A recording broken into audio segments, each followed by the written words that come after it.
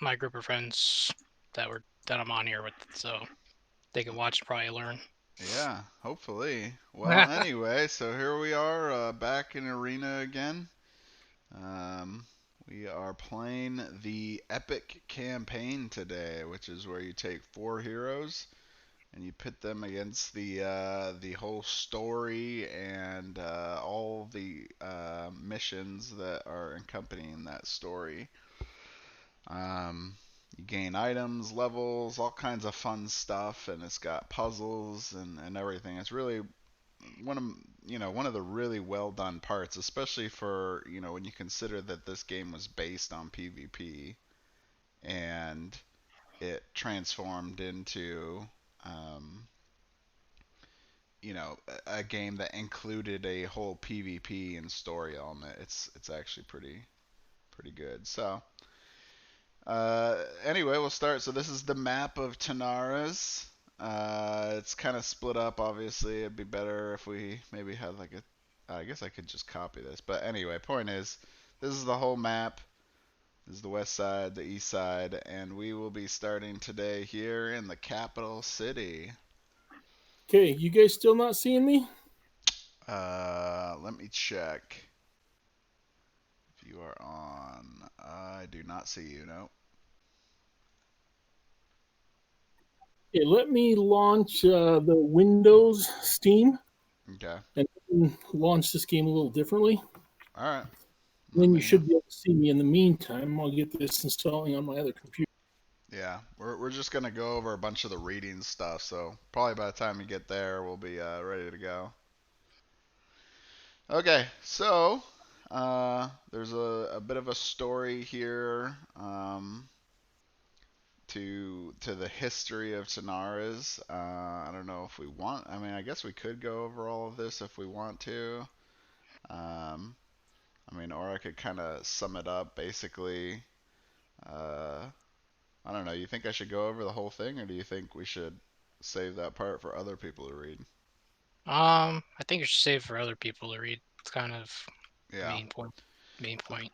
Yeah, so there's a lot of history that will actually be important to solving some of the puzzles and understanding some of the context in the game. So it actually is pretty good to be able to read this. And I'll just read these five main facts that most Tanarans believe in the Malorkian curse, through which gods Barn and Tamar will punish massive bloodshed or war with natural catastrophes.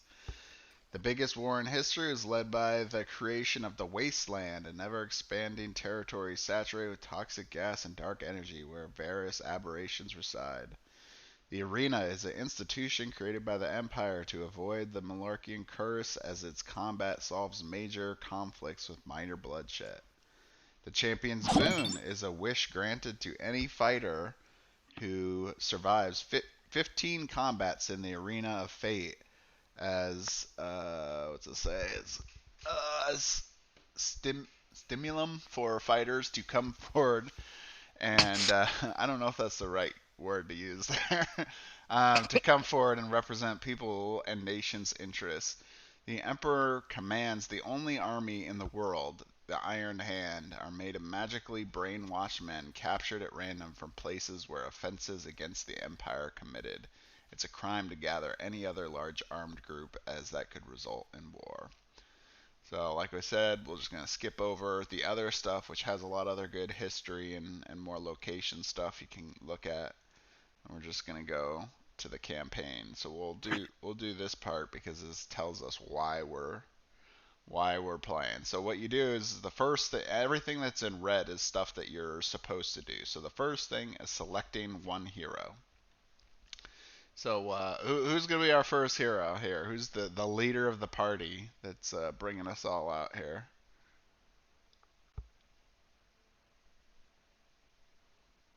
What's you Mm, thinking, Code? I mean, You like the think Minotaur?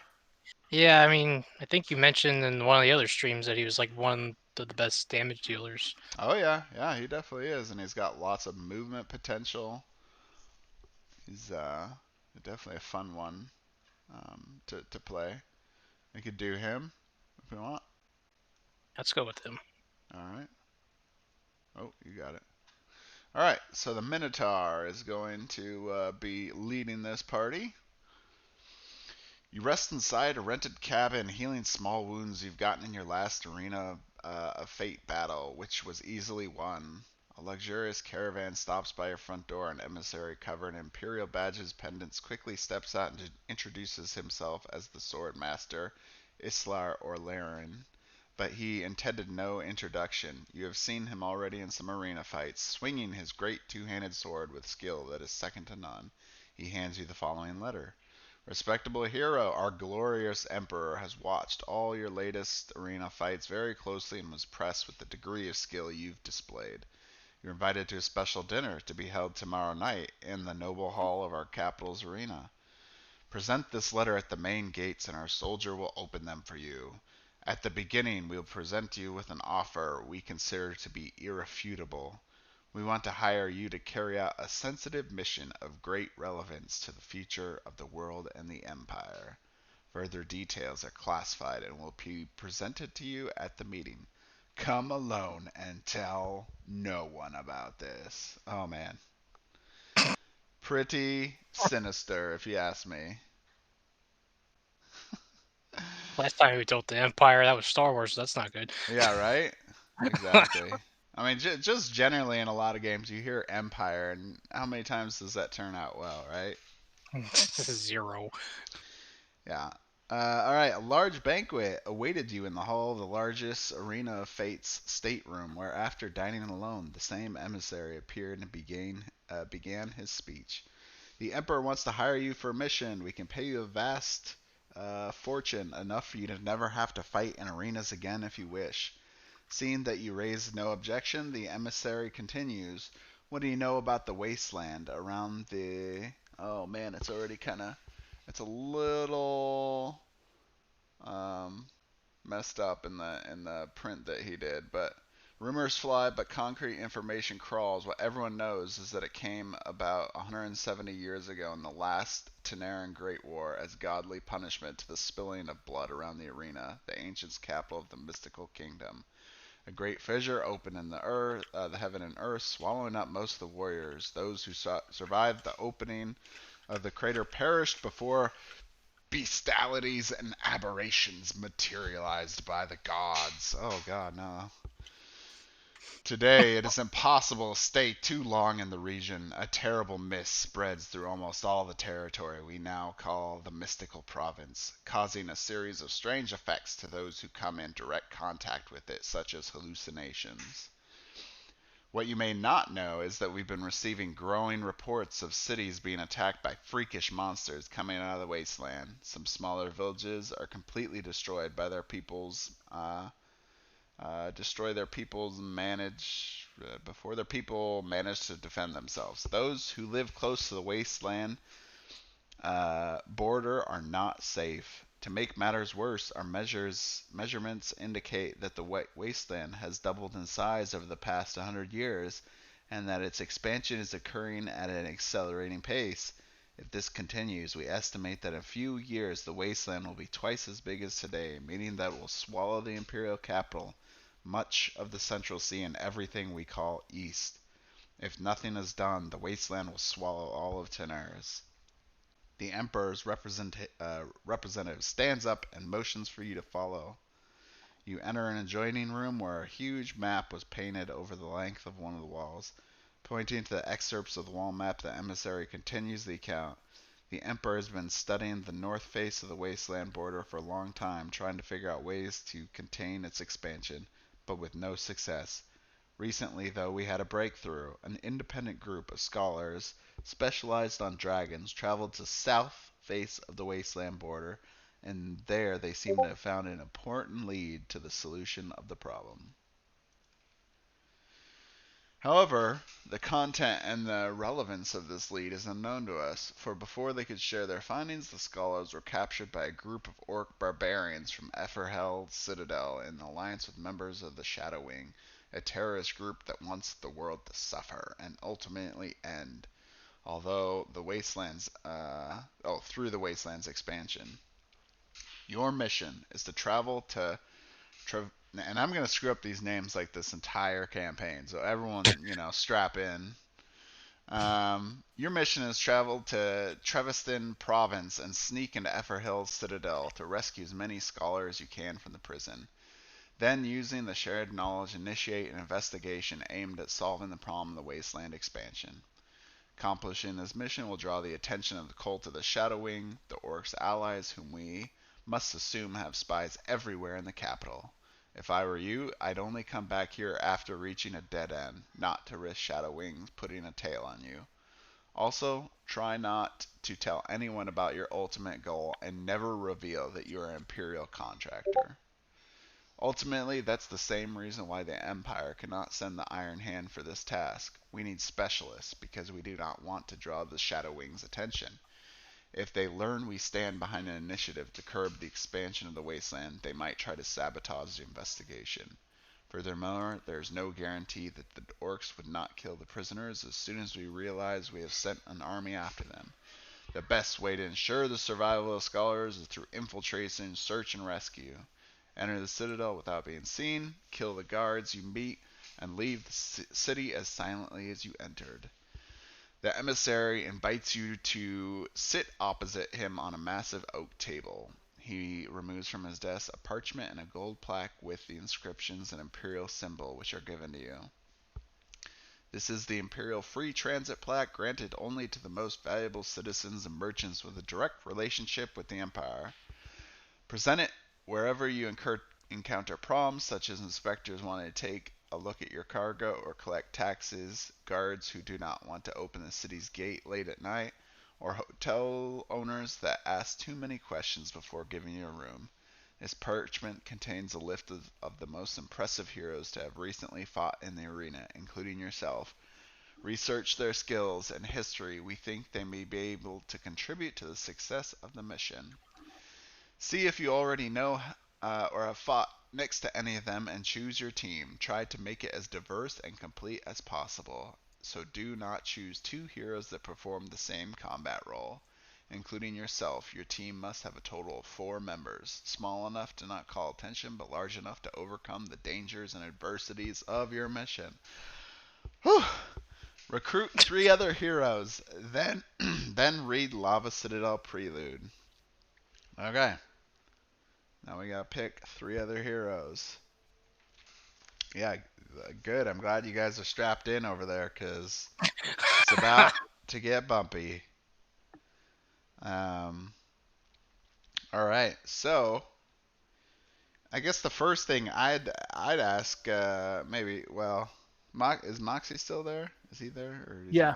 he? Okay. Um, You have a certain hero Mysterian, you want to play?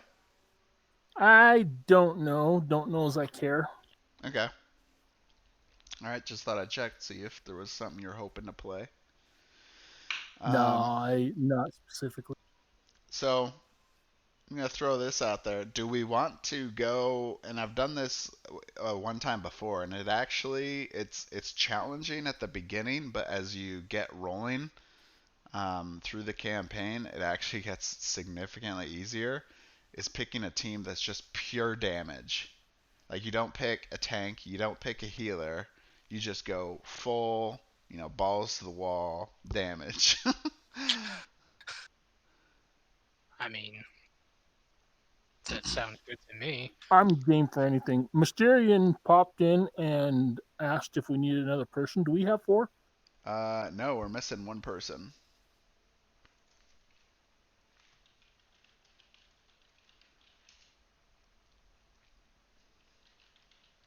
All right, let me get his name here. Um, My so TTS is almost done installing. good.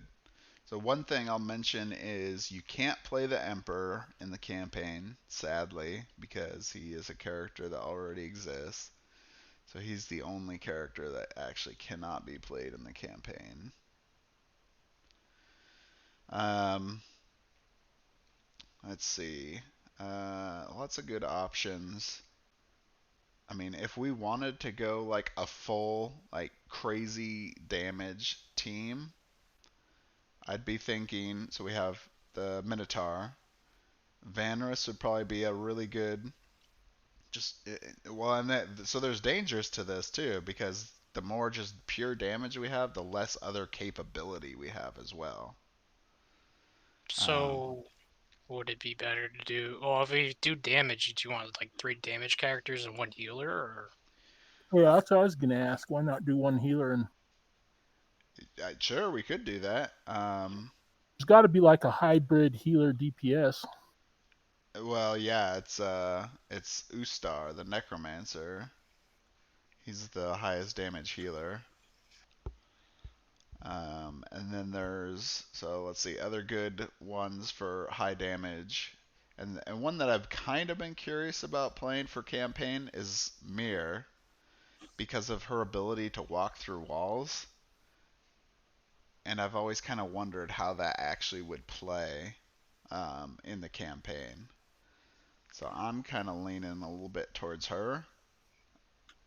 I mean, but that kind of helps because isn't some of the missions you're dealing with like the orb, so you're taking a lot of damage. Exactly. So, like for instance, Shadow Dance, the very first one that we're about to go to, the Eferhel Citadel, you can actually use this to get through the wall and attack the orb. Which, and if other people have seen me play this before, it's basically like impossible to try to get to the orb. Yeah, I mean that. I think it's a good idea. I mean, you could make a straight beeline to the Yeah. orb and get rid of it. All right. Well, I'm gonna pick Mir for at least my character.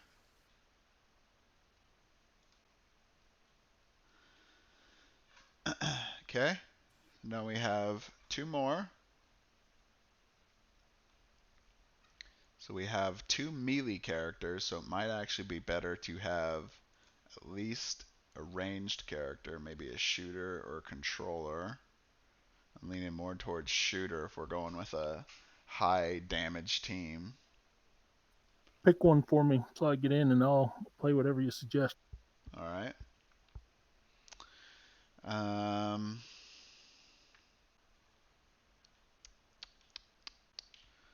I know Neri gets played quite a bit. Zanuck, I don't know if we've seen a lot.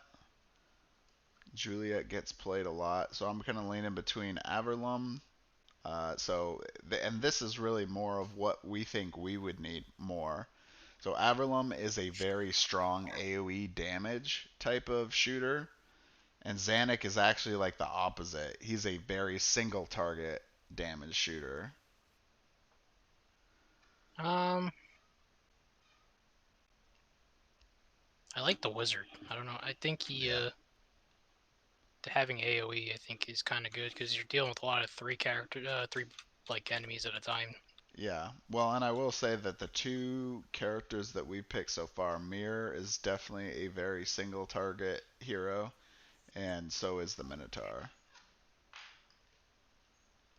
So having his AoE would probably be pretty beneficial. Yeah, I would say go with him. All right.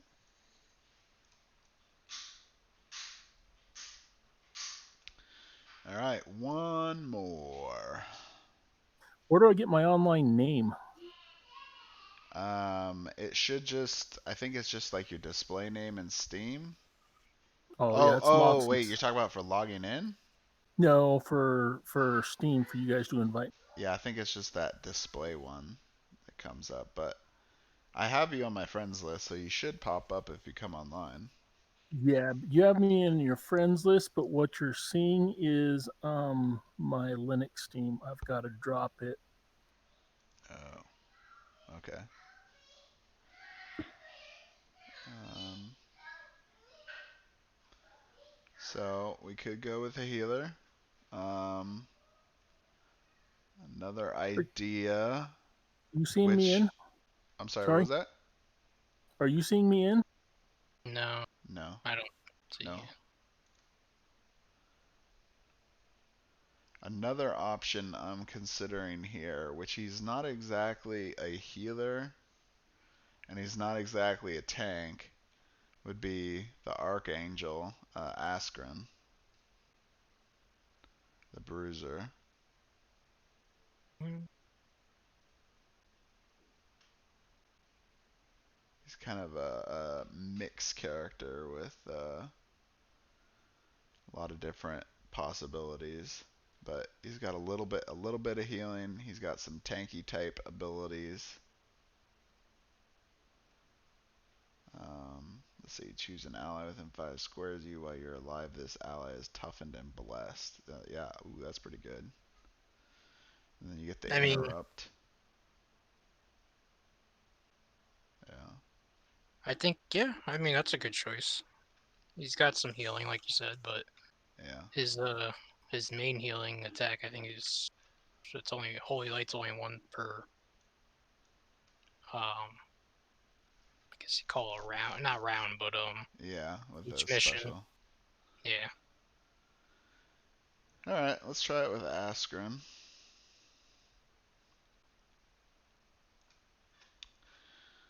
Okay, so we've selected our 4 heroes.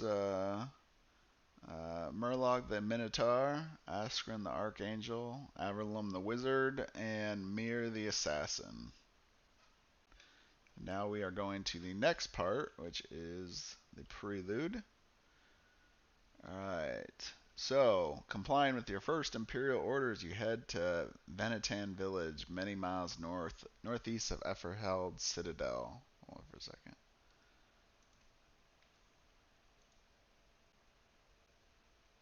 Alright. The village is partially destroyed. It has been attacked by beasts emerging from the wasteland. You can see its toxic mists on the horizon to the north. To help with the reconstruction efforts, the Empire built an improvised Iron Hand post where your party meets with Dawnbreaker, an Imperial Army major, for a secret meeting. That's a pretty cool name. I want to be named that. Um, I sent a small group to the mountains near Eferhel Citadel to observe the movement within the city. Here are our conclusions, he says, pointing to a rough map of the city that hangs on the wall. Eferhel is an ancient city that belongs to the mystical kingdom. Barbarian orcs, you can never trust them, conquered it after the kingdom's extinction, despite being protected by your surrounding river of lava extracted from the depths of Tenaris by long-lost magic. The orcs have apparently learned how to deal with the city's protective spells. The area where they keep the scholars have many perpetually it's cutting off burning pools, and it's under the influence of a magical device that periodically strikes every unauthorized intruder. We have found a way to safely enter the city. You'll have to tiptoe your way through an extended portion of the citadel, but we trust your ability to be stealthy. Infiltrate the city in the gloomy dawn in the dead of night to delay the reaction time of the city's inhabitants. All the orcs who live there are excellent fighters. If you take too long and become surrounded, it will be impossible to escape with your life. Confrontation with the guards is almost an inevitable. As orcs continuously patrol the area, you must kill sentinels you encounter as they alert others to your presence. Escaping the city's perimeter as soon as possible is at utmost importance. As the prisoners are poorly fed and won't be able to run too much, you also can't trust them to sit silent or follow orders. After rescuing the prisoners, there's a way to get out under the cloak of night really fast, but you won't like it. The orcs used one of the citadel's outer walls as the back of their leader's quarters, where they built his rooms, located dangerously close to the prisoners. You must activate 2 levers to unlock the door, then kill Kordal, the legendary orc leader.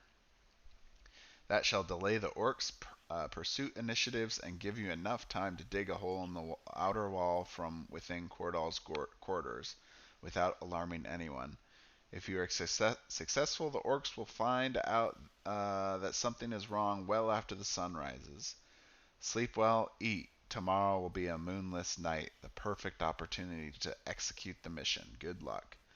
The following night, you enter the city through a sewer tunnel, but you find a locked grate at its end. It seems like a lever opened the grate. Right next to it, human skulls lined up under the city's name, Eferhel, in the alcoves dug on the sewer stone wall. You see 6 skulls on the ground. It seems like they fell from their alcoves because they're empty spaces below some of the letters. Draw campaign card number 2. Put card 1 back on the deck. Okay. So, pulling 1 off, pulling 2 out, putting it back on, number 1 back on top. Eferhel. Before activating the lever, you may put fallen skulls on some alcoves. Write down how many skulls you put below each of the following letters, then flip this card. So I'll just say this, that right from the beginning, sadly, this first puzzle has a mistake in it. It's Nice. kind of disappointing, but there isn't a significant number of these, but I do know that this one is messed up. So just looking, at this and thinking about it, you'll go like, oh yeah, okay, I can, figure this one out. And then when you try doing it, you're like, wait, that it seems like it's missing something. Well, because it is. It's I don't want to ruin the whole thing because you can find it online. Alex has already posted the answers to these, but uh, yeah, basically it is missing something. So I don't know how we want to go about doing these because at the same time I don't want to like ruin all the puzzles by doing each one of them. Um, I'm assuming whatever it's missing is very important to it. Yes. You like multiple choice better? I do like multiple choice. Okay. Yeah, just so you know, if you're thinking that this is going to be a multiple choice game, you are in sore luck of getting that because uh, the people that have made this game, one of them is like a chess champion, and then I think another is like he was like a doctor, and Oh God. then I mean basically the guys that do this they thoroughly enjoy puzzles, riddles. You're gonna see plenty of this stuff in this game if you play. The multiple choice is not really an option in this game. It's too much like school already. I know, right? Um, So it says, before activating the letter, you may put fallen skulls on some of the alcoves. Write down how many skulls you'll put below each of the following letters, then flip this card. Okay. So like, you could put in any number you want, really, Yep. or is there like, Well, I mean, you can look at the picture, right? So there's only one slot for the E. There's one slot for the F there, right? And then 4 for the E, and so on. But you can see that there's only certain parts on the card, so it kind of limits you, right? So E, okay, H, L, D are the only ones you can enter, so it has to be one of those, right? So, um, yeah, I'll give you a clue. It has to do, I think, with. It's been a while since I did this one, but I'm pretty sure it has to do with some of the points on the picture at the top. But I won't say much beyond that. Um, let's see. So let's since we're not going to actually do the whole puzzle because I don't want to give out the answer, we're going to roll a dice. If we get over, let's see, if we get, what is it, 11, yeah, 11 or 20, then uh, we'll say that we beat the puzzle. If we get below that, then we'll say we lost and we didn't get the right answer. fair enough. Oh, we lost. 8. Oh, Okay, so if you misplaced, as you exit the sewer, trap activates. Choose a hero to start the next quest with -5 hit points. Read outside this text box. Everything else happened as planned by Dawnbreaker the Major. You tiptoe past several alleys without waking anyone up until you climb a staircase that leads to an uneven area of the city where they keep the scholars. Suddenly you hear a grunt. An orc has spotted you and alerts two nearby colleagues. A bunch of orc speech. Go to Quest Guide, page 4. Lava Citadel mission begins now. Okay, so one person begins with -5 hit points. Just got the First, mochi. so can you start placing the trackers Yeah. on? And I'm gonna see if I ever got a response from other people here. Hold on.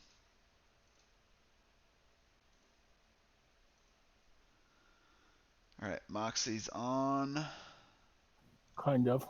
kind of, and then let's Moxie see. will be on. Moxie forgot that there's a Linux version of this game, but it won't run on my laptop, which is why I was trying to run it on Wine. So I thought I didn't have a Linux version. Let's see. Try to see if I can add Mysterian here. Hopefully his name is the same. If it's not, then yeah, there's a whole bunch of people named that. Shocker.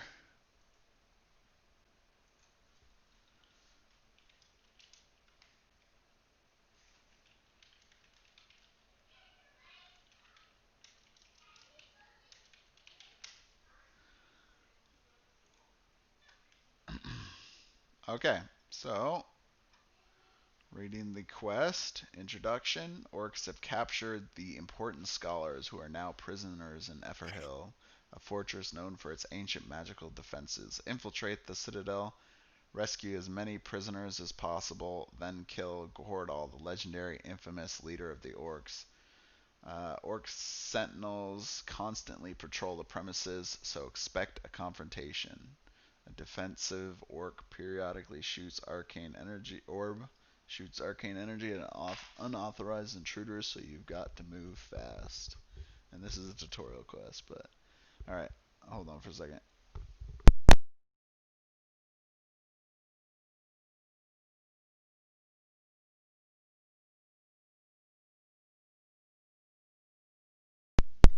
Alright, I'll be back. Give me like a couple minutes here. Something popped up real quick. Okay. Good, because I'll need that to finish downloading anyway.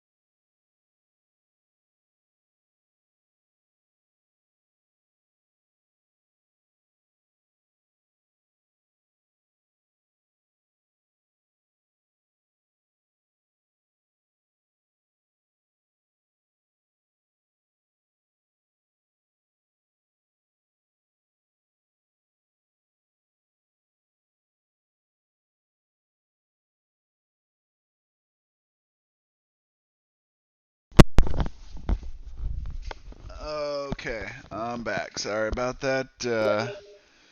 I had I have a toddler who was very enthusiastic about the number two that he just took in the toilet. Um, his first one. It's a pretty big moment for everyone. Um, so anyway, I promised him that I'd give him one of these little, like Matchbox race cars that we have, and if he did it, and he did it, so I was like, all right, I gotta go get him.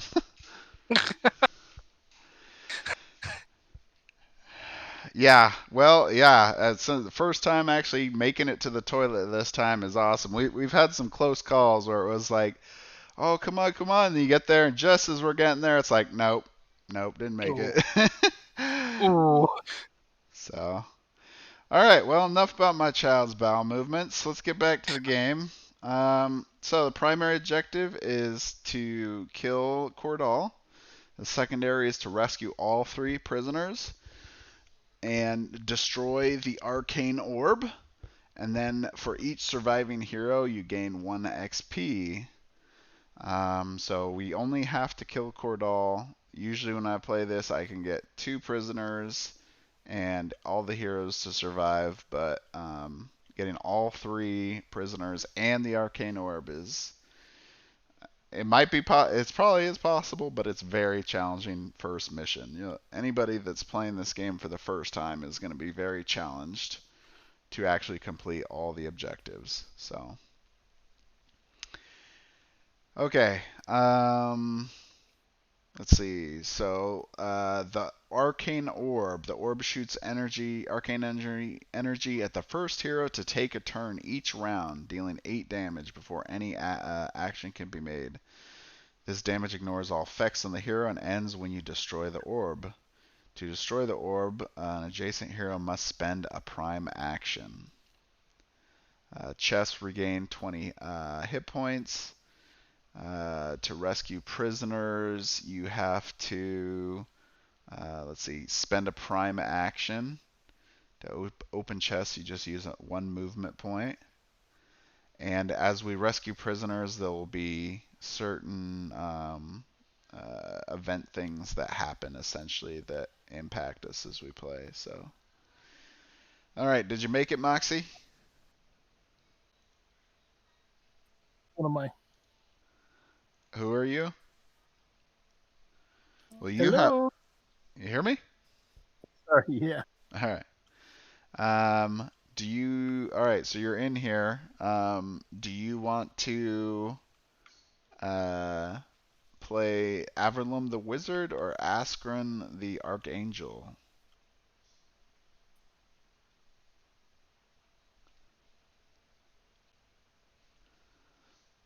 One of them is a shooter and the other is a bruiser. Oh, shooter. Okay. So Code, is this your first time playing the game or have you played this before? Oh, it's really my first time playing it. Okay. All right. So for in the interest of trying to keep these streams a little more time manageable, considering they haven't been in the past, I'll play Askren. Um, and we'll get through this here. There's supposed to be one more person, but if he doesn't, he hasn't sent me a message, so I don't think he's gonna make it. Okay, so sounds like he's not even home yet. So we will just start without him. So okay, a couple things we got to do. One thing is one person is going to take 5 hit points of damage at the beginning. I'll just take it. Okay. Next thing is in this in the campaign, you have to choose 2 heroic actions that you're going to use throughout the entire campaign. So we gotta Oof. pick 2 heroic actions. Um,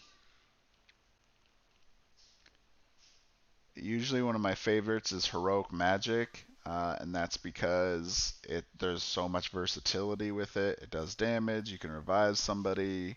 You can bring back um, permanent effects that were used or regain special attacks. So I think that's a pretty good option for a versatile heroic action for us to use. So we'll keep it down over here. And Maybe heroic revival. let's see, that could be a good one. I know heroic schism is a very, very strong one. Heroic ambush is, it's not, I mean, it does a lot of damage. It's just not as great for PvE because usually you're already pretty close to your enemies, but there is some cases actually that this could be very good too. So I'm kind of leaning one of those two. The other ones, like transfer a permanent effect from a combatant to another, there's probably some rare situations of this one. Heroic defense. The healing's pretty good. We could potentially use that, and we make somebody immune. And then absorption. Yeah, most enemies in campaign don't have special attacks, so removing that's basically hardly ever going to get used. So, anything you guys lean into? I'm gonna vote. I don't know if you can see that too. I highlighted it, one of those two maybe. Okay. Alright, I'm gonna go. You here, Moxie? Between heroic revival, heroicism, is there, or any of the other ones? Is there one that you're preferring? Nope. I'll go with whatever you suggest. All right. I'm an absolute neophyte, so any idea of what these would do long term or even initially just is not there. Yeah. Well, it's okay. You'll see how a lot of these get used. Let's get the heroicism. The only one I would think, as far as a vote, I'm thinking of how big a deal would a revival be? Revival's good, although heroic magic that I got actually has a revive in that as well. It's Nice. just you just don't get as much health. Okay. What happens when you die in this game? Uh, that's a good question because everyone plays it differently. The official rules is so you're talking about an individual hero, or you're talking about the whole thing? I mean, I just mean like through the campaign. Yeah. So if if a hero dies in the campaign, there essentially is no like downside to it. They'll basically just be alive, and you'll get less experience. They'll the one of the side quests, right, is the amount of surviving heroes. So you'll just won't get as much XP, but otherwise they come back to life the next scenario, and everything goes on. When I've played this personally in my own campaigns, I actually play a way of that's kind of like real life. If that character dies by the end of the scenario and is not resurrected by the end, that character is dead and they don't come back. So the next scenario that you would do is without that one, and you select a new hero to replace them. So Hmm. I'm fine either way of how we want to play that. We'll see once we get there, but I think that's it makes it a little more fun than just kind of the standard. Oh, well, you're dead, and but it gives a little more risk to it, right? Yeah. You really don't want your guys to die. So okay, and then so in campaign, there's no order to the heroes. It's just whoever we want to go first in whatever order we want to. So, and then after all the heroes go, then the enemies will go. So, I will say though that obviously um, in this specific map, that arcane orb, whoever goes first will take that 8 damage. So,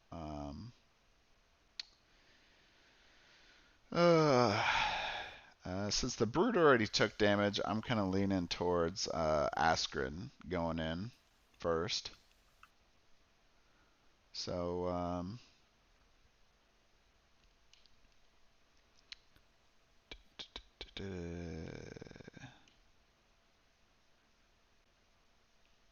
I'm gonna go with Wings of Justice, I think.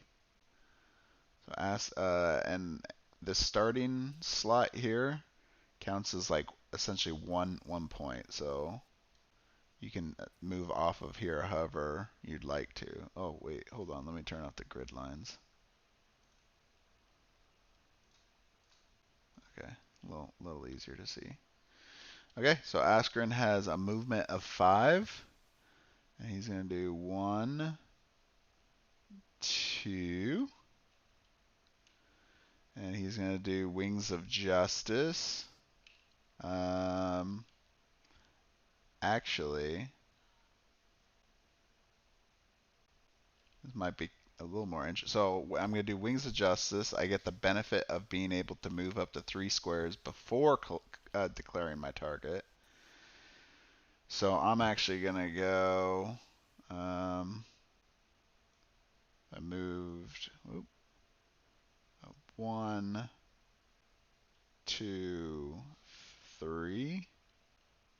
Now he's standing, and he's going to attack green with Wings of Justice.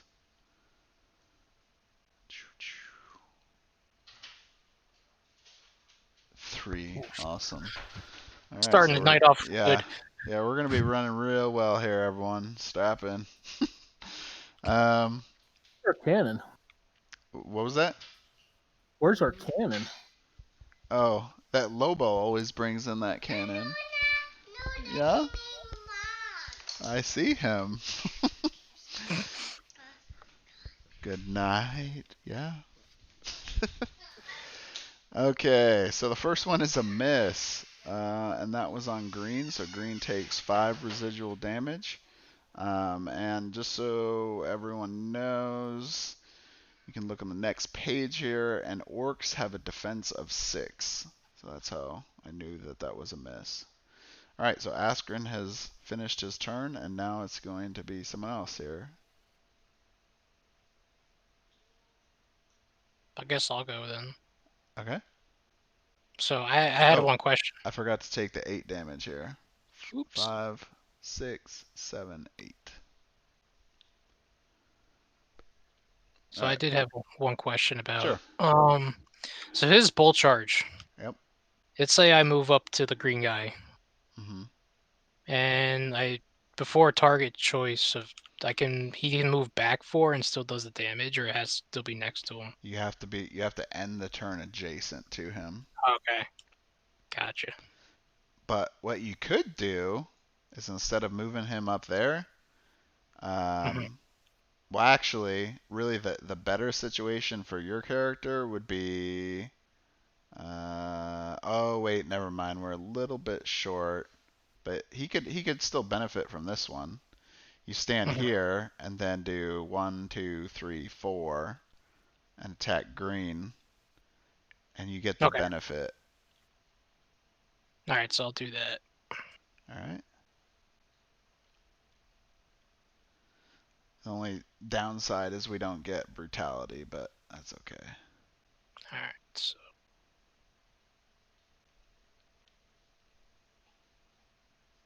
12. 12. All right, so that's a hit. So that's going to be 15 damage to green. That puts him at 10. That's a good hit there. All right, what you got there, Moxie? So do I move out of the starting square, and can I attack in campaign mode? Can I do 2 attacks, or do I have to do 1 attack and something else? You can move and attack. Only one attack. Okay, so let's just keep it basic and do a magic missile. Okay. But I'm going to move first to get out of this. Does it make any difference if I stay in the starting zone? I don't think it really does. And line of sight, can I shoot through one of my teammates? Yes. Or And you're going to want to probably shoot the guy that's further away here, so you get the okay, how many benefit squares of is? accuracy. Yeah, it's 5. Okay, let's shoot him. Where's my die? There's one over there. How Oh do I boy. What'd juggle you it? get? 4? Oh, I didn't pick it up and drop it. Oh, you just picked it up and dropped it? Yeah, how do I make it shake? Oh, so you grab it and you shake it like this when you're holding it, or you can also press R and you can hit it multiple times when you're like hovering over and you'll like, do this kind of thing. All right, so So you roll it. I think, yeah, no. If I were you, I'd just do the R. I think that one's a little easier to do often. okay, so I got what, a 14? Did you roll it? Yeah, Oh, okay. I picked it up and hit Gotcha. R and dropped it. Okay, so 14, so that's a hit, and so that's going to be 14 damage on the main target, red. That's going to put him at 16. And then it says your effect is 2 other enemies within range take 3 damage each. So, since everyone within range, all the others are within range, the 2 other guys take 3 damage. Okay. And now the last one is Mirror. Let's see.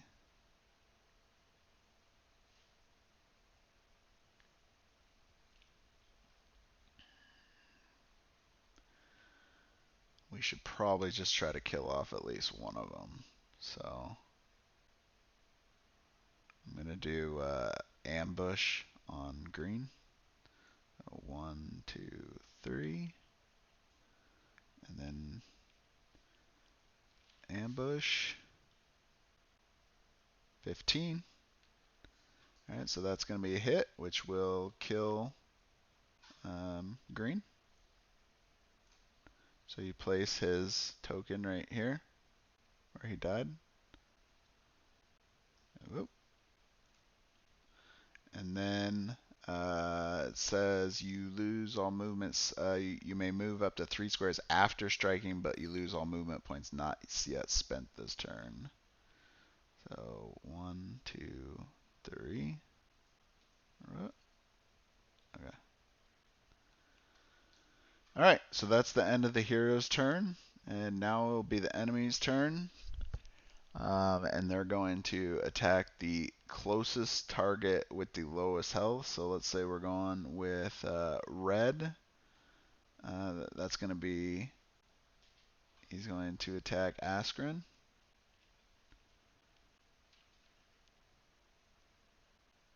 Two. So that's a miss. Oh, 5 damage to Askren. 1, 2, 3, 4, 5. And actually, oh wait, no, he wasn't adjacent, so he doesn't trigger Circle of Retribution. All right, and then blue is going to attack the Minotaur. That's a hit.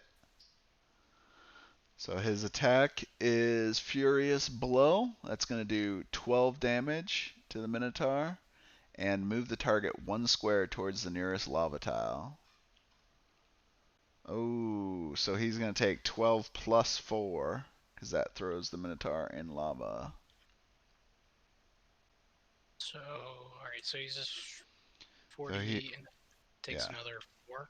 So he should take a total of 16 damage. So he's at 60. So yeah, 44. Okay. That's the end. Oh crap! I forgot the most important part, of course. Evil power. Villains are hastened, enemies are slow. Attack a hero whose basic attack is ranged within 6 squares of you. Whoa. Okay, so let's see. Back here. He's gonna go back up to 60. And then, yep. And then, alright. So the blue here, 1, 2, 3, 4. He's going to attack Avalon. 12. That's a hit. So he takes 12 damage. And he moves 1 towards the lava. Then red. 1, 2, 3, 4. Attack Avalon.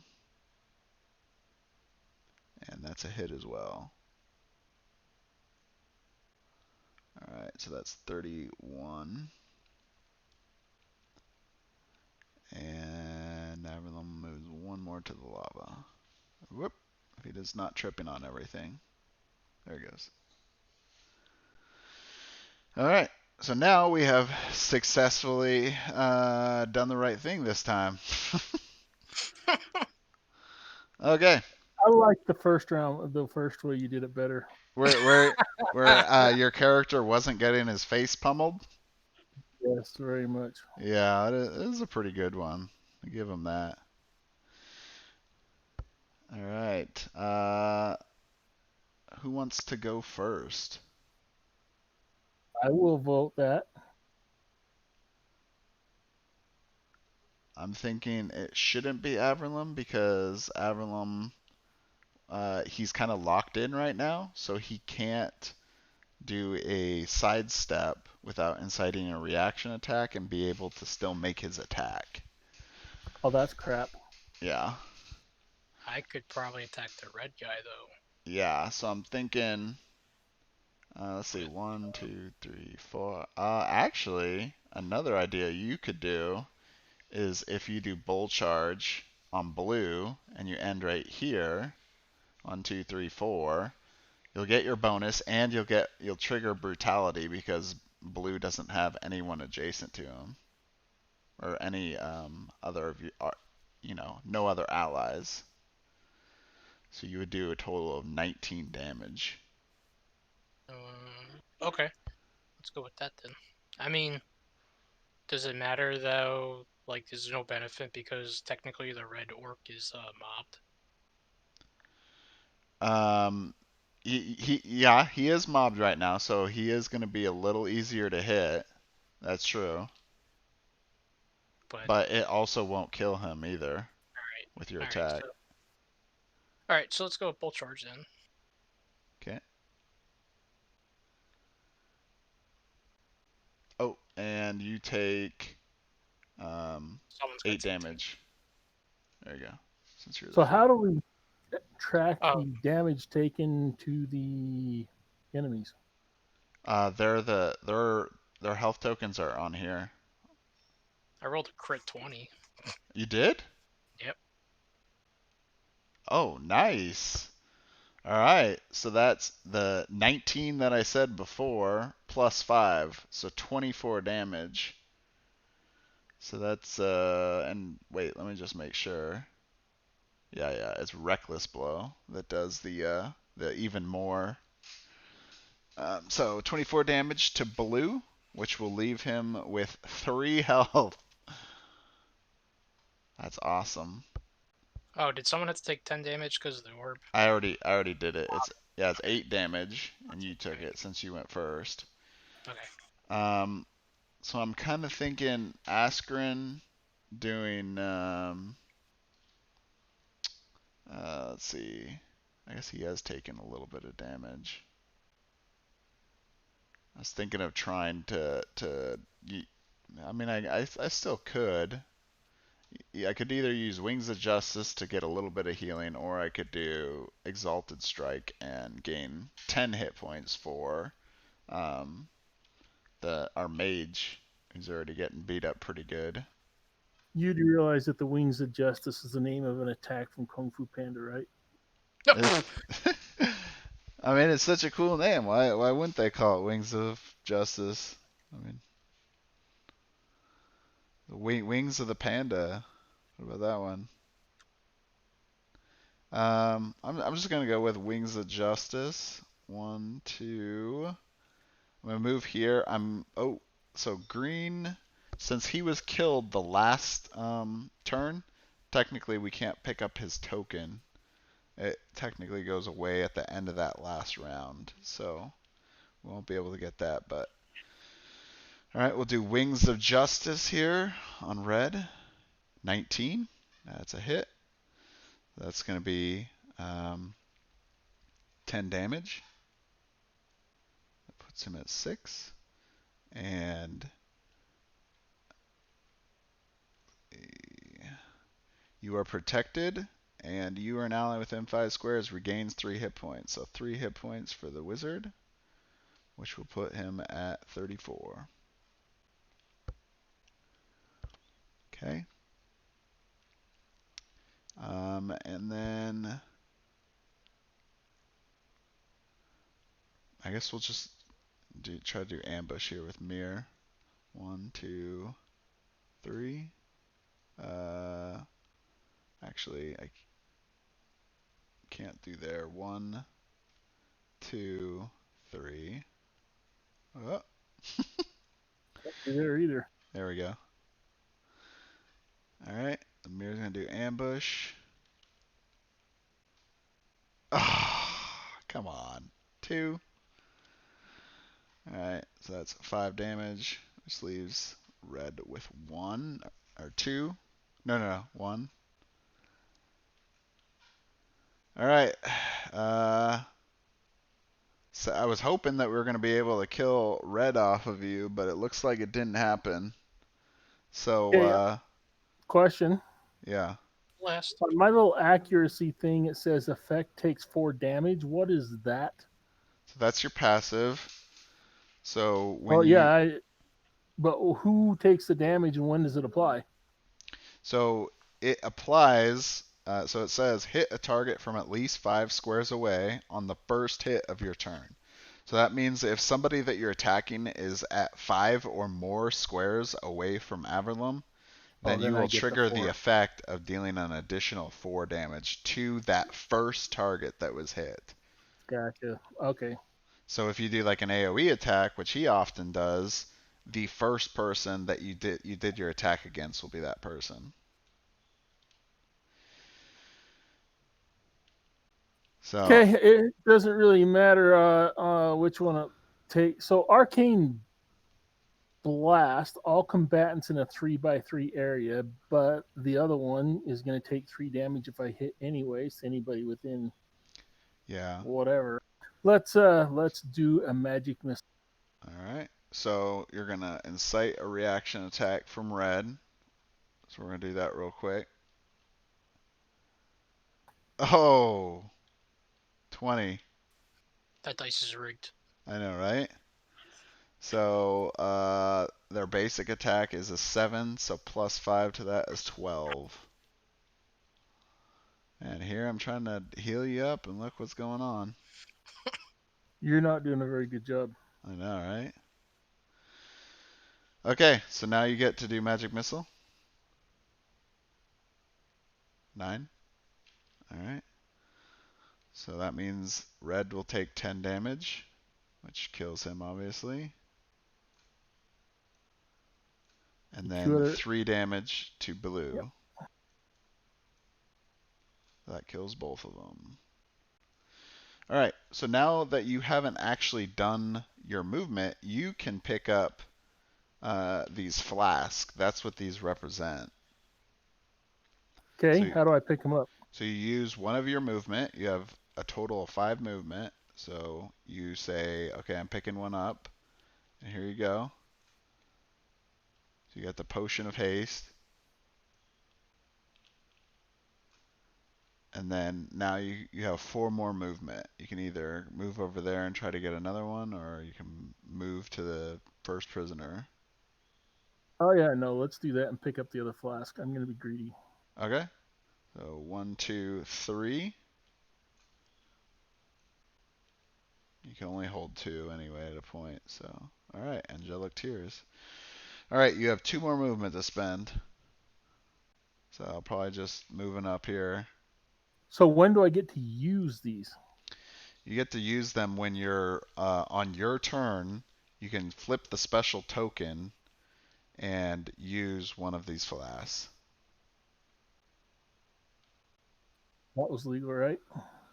I think you're I 1 said I back had 3 here. left. Yeah. Okay. Because it was picking up 2 and then you moved 3. Okay. So that's the end of the turn. Enemies obviously don't get to go because they're already dead. And it'll be our turn, but somebody still is going to take that first hit of damage. So, question, do we want Mir to go and take out the orb? I think so. Where's the orb at? The orb is all the way over here.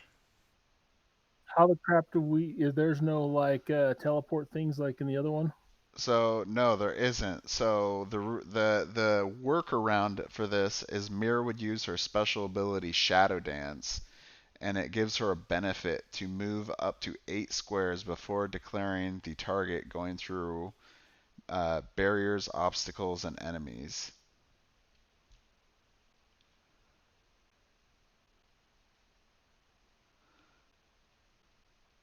I mean, that'd be probably best. So the only thing that I've questioned about this, because this was like first posted on the forums like a long time ago, was that if you look in the map, right, there's Kordal and then his 3 bad guys that are standing over there.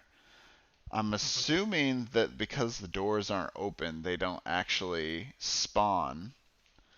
Because at the same time, we can't open the door, so when she goes and opens, or destroys the orb, then she can't really get back unless we use heroic magic to let her be able to use her permanent, her special again to go back to the other side.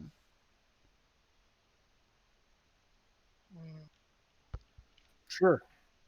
We really want to waste it that early in the campaign? Not well. So we'll get to use the heroic abilities every scenario. Oh, So okay. they're not completely wasted. So do they refresh every time we play another campaign, or are they wasted? No. They refresh every scenario we play. That's kind of what I figured. And Yeah. so, considering that we're taking 8 damage per turn, yeah, I would think this would be a really good time to use it. Yeah. I was thinking. Here's what I was thinking. I was thinking we go, either here or here or here. I don't know. One of the prisoners. We all try to, mob and kill them as fast as possible. Then Mir will go and kill the orb, and we'll save whatever the second one is. I guess probably the second prisoner that we want to save being right here. So that way, when she tries to come back, she can attack the orcs that are gonna spawn and try to rescue this prisoner. Think, oops. Think, probably go with these two, and Yeah, you can start darting this way, and then kind of regroup here, yeah. and this is the last one down here. Okay. That might be the best plan of attack. All right. So Mira's gonna go first. Take 8 damage. 52, and she gets to move 12. 1, 2, 3, 4, 5, 6, 7, 8, 9, 10, 11. Yeah, she'll stand there. Alright. And Askren, 1, 2, 3, 4, 5, 6, 7, 8, 9. I'm using, my movement twice to do this, by the way. Alright, now you guys move your characters, so you just double your movement value, and that's how far you go. 12. Did someone add a text box? Accidentally. Oh, I am not a professional. Let's see. Okay, there we go.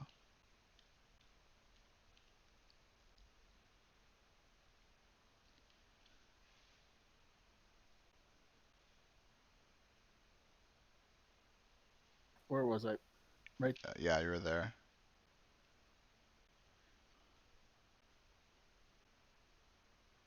You may want to stand further back so you can get your passive.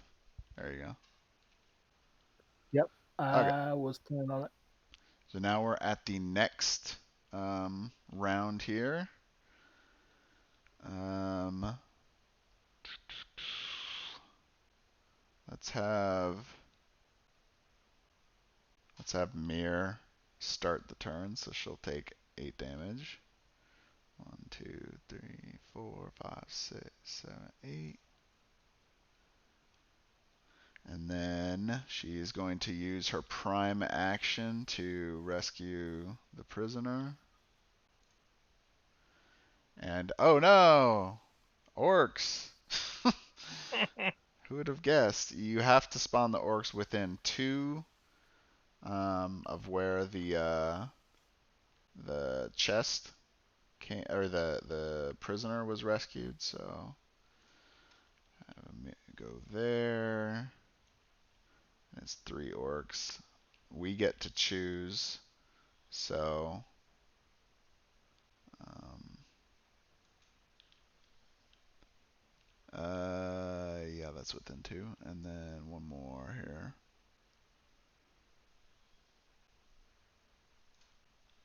Okay. So do they get to go? Do they get to go after they spawn? They'll get to go when it's their turn. So it's officially it's still our turn. So Mir has used her prime action, so she can't actually attack this turn. So it will be up to the other 3 heroes to be able to fight these guys. Didn't we? Didn't we spend all of our whatever in our double move though? What was that? Didn't we do a double move and spend everything, or was that So that was prior the turn? yeah. I kind of just jumped over it real quick. We basically went right into the next round because there were no bad guys. Gotcha. So I moved Mira down again. She went first the second time, and so that now we're in I don't know, I guess it'd be like third or fourth round here. I think Mir is going to do a sidestep, maybe this way though. There we go. All right.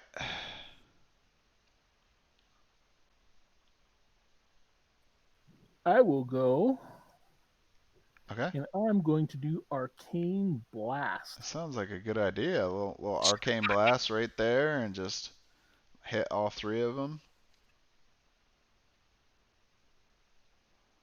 Okay, so hold on for a second. So before you get started, you need to declare which one you're attacking for each one here. Red. Okay. Does that mean I get troll again? Did you miss the first one? Oh yeah, I got a 3. Okay, so that's a miss. All right. Next guy. Press R. 13. 13. And that was blue? Ooh, yeah, sure. Okay. I think this does 9 damage. Okay. And then for green, Yeah.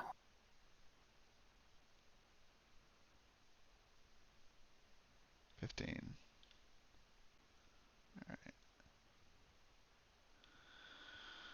All right. And so the first one you hit was blue.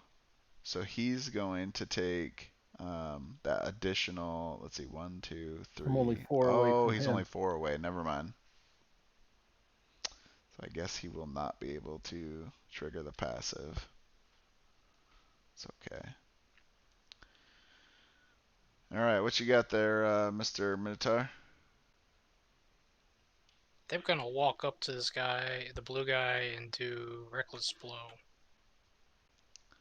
All right. You're gonna take 3 damage. 1, 2, 3. Okay.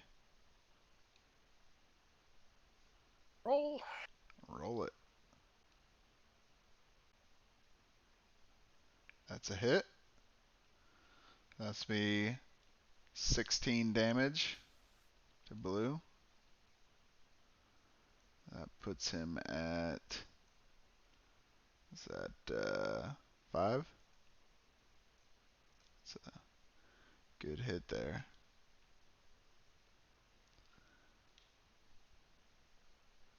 All right. Well, hey, I got to move any number of targets hit 1 square. Oh yeah, that's right. You do get to move. You get to move blue and green. Well, if I moved blue, would my +5? No, because it has to be when you first hit. So your passive would actually trigger before the effect.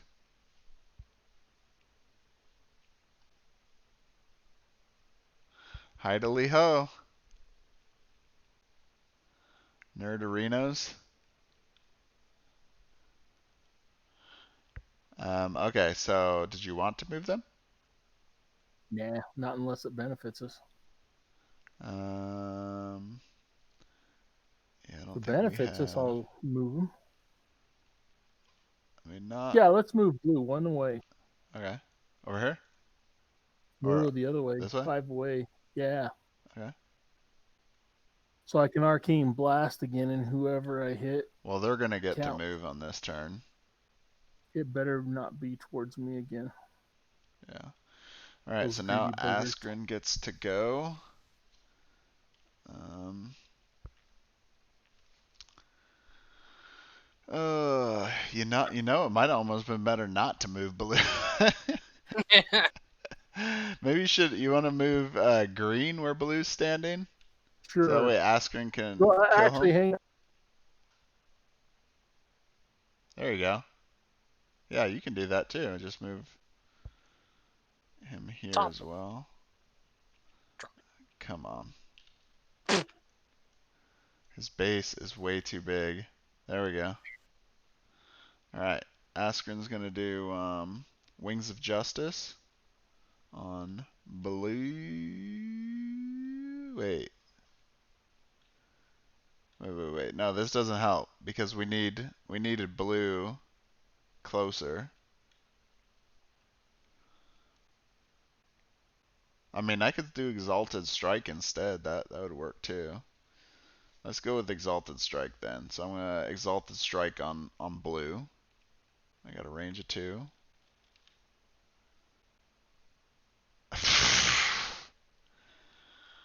Awesome. All right. So 5 damage to blue. So it will not kill him because he can't be killed via residual damage. Awesome. Okay, so that is the end of the hero's turn, and now the enemies get to go. We pull evil power. Heroes are cursed once per turn. Basic strategy. Alright, so closest, if we're saying red's gonna go first, closest with the lowest health. That would be Mirror. Red's gonna attack Mirror.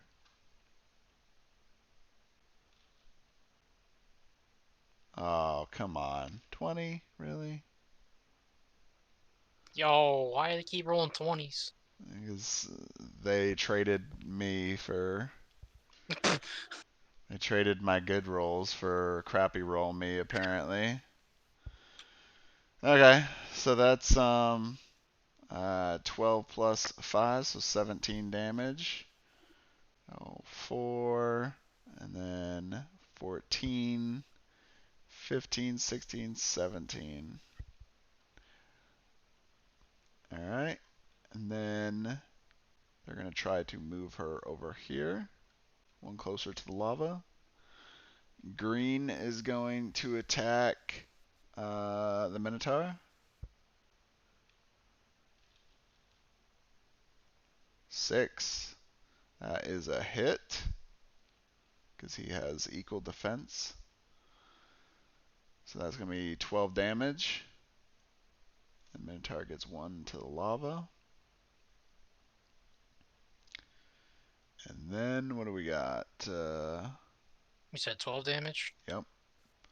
So blue's going to move here because it's the closest for blue to attack. 6. So that is going to be 12 damage plus 4 because he throws you into the lava. No! No! So I'm just taking 4 damage, or did he attack me again? I missed that also. So you're taking 16 total damage additionally. Yeah.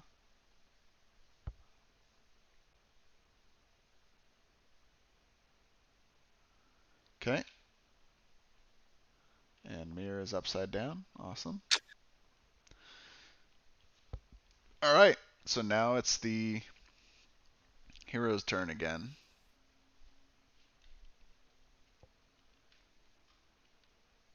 Where's lava?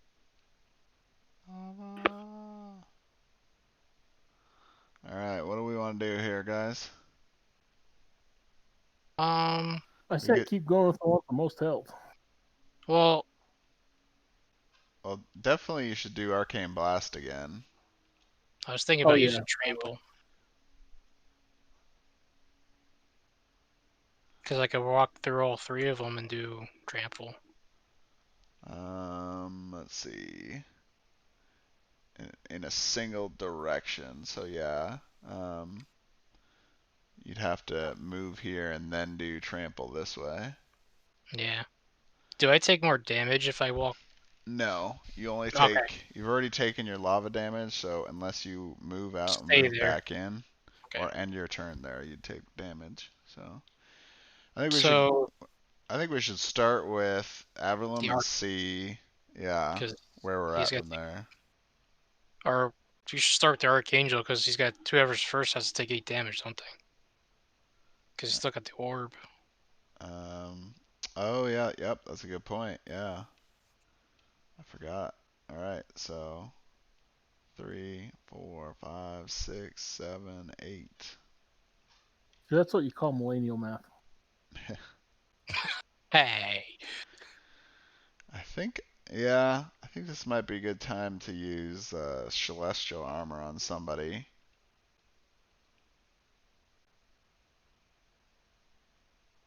That's going to provide toughened and blessed to somebody. Um, Kind of leaning more towards you, just because your hits hit really hard when you do hit. true. Because Bless lets you roll twice, right? In the better of the two. Yep, heroes are cursed, so we'll have to roll twice and pick the worst result. What? All Someone of us are? asked. Yep, that was the evil power.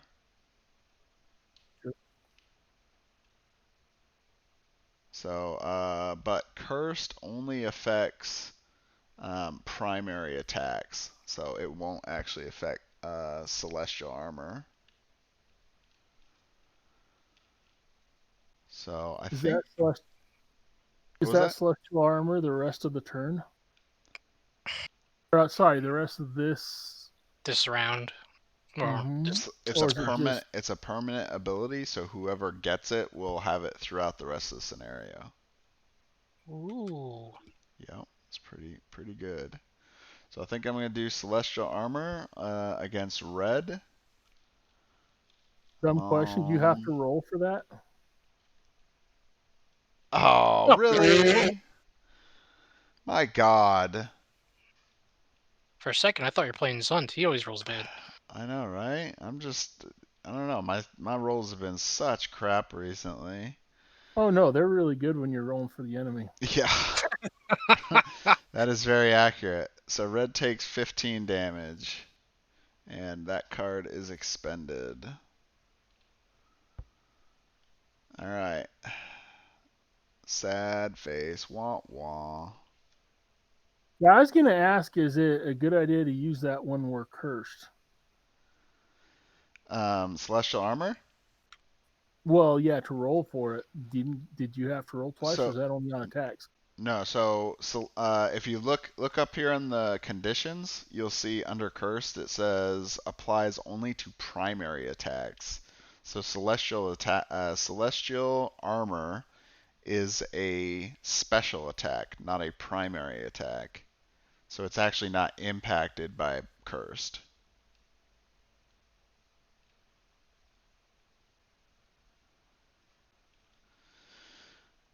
All right. So now one of you guys are gonna have to do it. Think arcane blasting first, and then me trying to do trample might be a good idea, or some sort of order of that. Yeah. Well, you won't be able to do trample right now anyway. Sure. Arcane blast. Wings of blast. But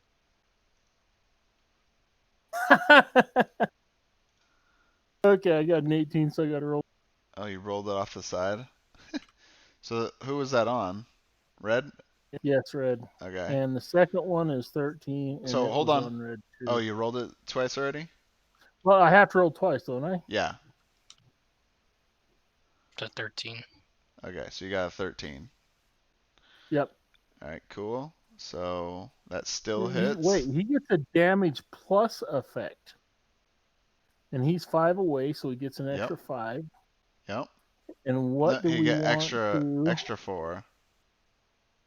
So I get to give an effect too? Yep. So you did arcane blast, so you did 9 plus 4 from your passive, so 13. And then you get to move red 1 square. Do I want to move him anywhere? Is it going to benefit us? Meh.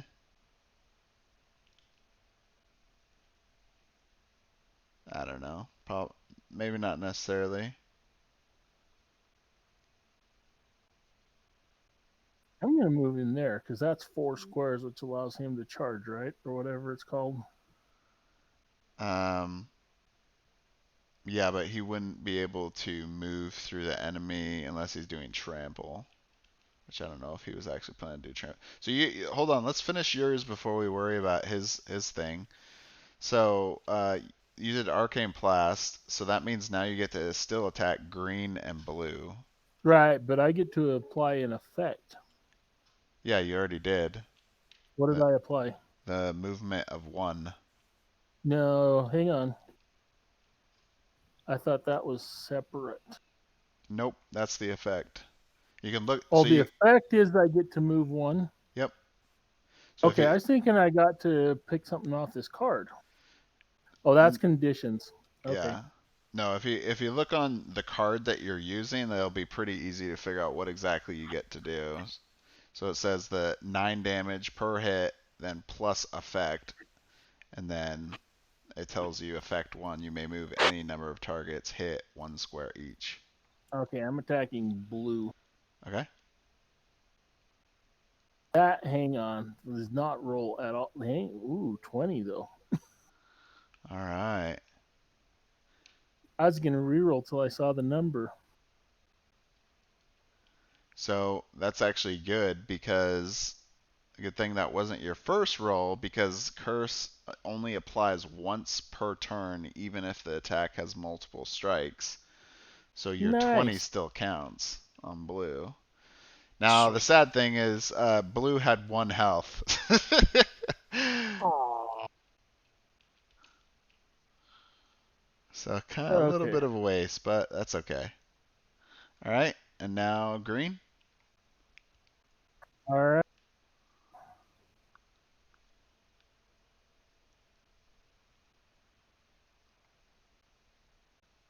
And a 2. Wow. All right, so that's a miss.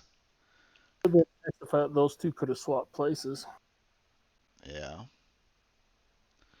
All right, so that's the end of your turn. So now we have 2 more here. Let's see. Red is still. Where's red at? Red is at 2 health, so he's almost dead. And green is at 21, so he's still got quite a bit there. Sadly, though, both of our heroes are only doing single attacks to people. Um, Well, can I move and pick up this flask and then attack? uh, yeah, yeah. Well, you can pick up the flask where you're at now. That's true. The flask takes 1 action, I assume. 1 movement point, yeah, 1 movement point. What to use it? to pick it up. Use it. Does it take one of my actions? Yeah, to use it, yeah, you have to use a special action. All right, what'd you get? Flip that puppy over. Oil of impact. You may move the target up to 4 squares. Ooh. So that one might. Well, let's see. 3. No, never mind. It's not going to do enough. All right. But I can still move here and Yeah. attack with the reckless blow. So I'll take 3 more damage. Okay. You're at 27 here.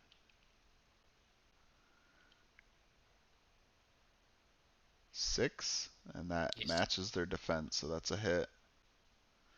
This heal thing that will heal us all 6 or any combatant within 3 squares. So that is 16 damage, which will bring green to, what, 5, I think? 1, 2, 3, 4, 5, yeah. Alright. I'm thinking Mir. Mir's going to, so we have a chest we can pick up. She's pretty low health, so I think I'm going to pick up that chest. Regain 20 hit points. That's 47. And then I'm going to use a movement here. Tripping over people again. So is picking up the chest 1 movement point? Yes. And So now, picking up the token to get a flask or the other is 1 movement point. yep. And then Mir is going to do ambush on red. Woo! Oh my god. Stop rolling bad. I know, right? We need their cannon. I know, we bring back the cannon. Alright, so 5 residual to red, but it actually doesn't kill him. assume they can't die on residual. Nope, not unless you have the Gloves of Accuracy, which is an item in the campaign. It's an artifact. Okay, so that's the end of our turn. Oh, wait, I guess she was... Well, she was cursed, so it doesn't really change anything. Oops. So we first for a round or for the rest of the game? Just for this, so just that round. So now the next one is Baleful Devastation. Villains are empowered once per turn, and their attacks damage can't be reduced by effects. Basic strategy. Okay, so red is going to attack the Archangel, and he misses. So he does 5 residual to him, but Askren and then does it. This one's always frustrating. How they can't trigger their circle of retribution and kill somebody with it. It's kind of frustrating because everyone else's can do that kind of stuff, you know. Mhm. So normally this target would have taken 4 damage, but it specifically says this can't lower the target's HP below 1. So lame. Okay. Anyway, then green. Green is going to attack, I believe, the Minotaur. It's equal. 6. So that is a hit. He's empowered, which means he gets 3 additional damage. So he does 15 damage. Oof. So I'm down to 12.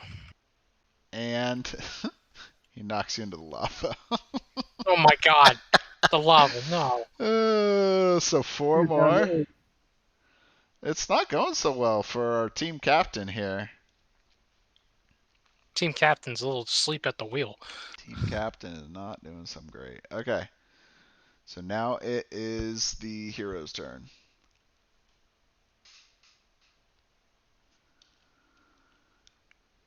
Alright, so Mir is going to go first since she has the most health.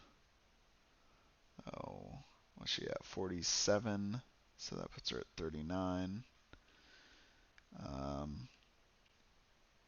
Let's see. I'm going to do sidestep here. She's going to do ambush again on red. Come on. 19. That's a hit. Red is dead. And then she will now use the benefit of being able to move 3 points after. 1, 2, 3, because she's going to start heading towards the orb. Okay. Let's see who wants to take the next whack at this guy. Oh, good. I'm actually kind of leaning maybe Askren, so that way we can try to get a heal Okay. here, Yeah. because we So, really need it. are you talking about me using my flask or something else? Oh, that's a good point too. I almost forgot about that. So let's see. Allied targets regenerate 6 hit points each, and he would get killed. Because it's a 3x3 area. Yep. So that means, yeah. So if you did it here, but Askren would have to sidestep over, or he just basically doesn't get the heal. But Couldn't I move it there? Couldn't I move to there and go 5 diagonally and hit everybody? Because they can move to within that radius or whatever, you know. who can move? Well, whoever hasn't gone. Oh yeah, but this guy only has 5 health left. So if somebody hits him, he's gonna be dead anyway. Right, he's going to be dead, but what I'm saying is I could move to within, I think, 3 spaces of everybody if they don't move too far. Yeah. So yeah, so you actually bring up a point, and I don't know if you intended to bring this up or not, but it's been something that the community's talked about somewhat recently, is the wording on the all combatants. So normally, that would mean everybody is a combatant, right? Um, so here, allies or enemies are combatants, and uh, normally for you to use like abilities that heal or provide some kind of supporting usually requires an enemy to hit. But this one is a healing ability that damages enemies as well. So I guess the interesting part is even if we kill green, I'm assuming because it says all combatants, you can still use that heal on all of us, even if there's no enemy alive. Well, it says all combatants, but they'd be dead at that point. So Yeah. But it's just kind of interesting because most of the stuff in this game you can't actually gain any healing or beneficial type effects unless you have an enemy.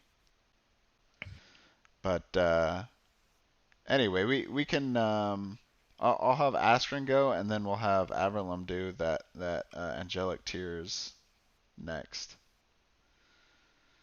So I will move here, sidestep here, do exalted strike on green, 18. So that is going to kill him. So you may transfer up to 10 hit points of your own to an ally within 5 squares of you. So I will transfer 10 to the Minotaur. Green is kaput. And that's the end of Askren's turn.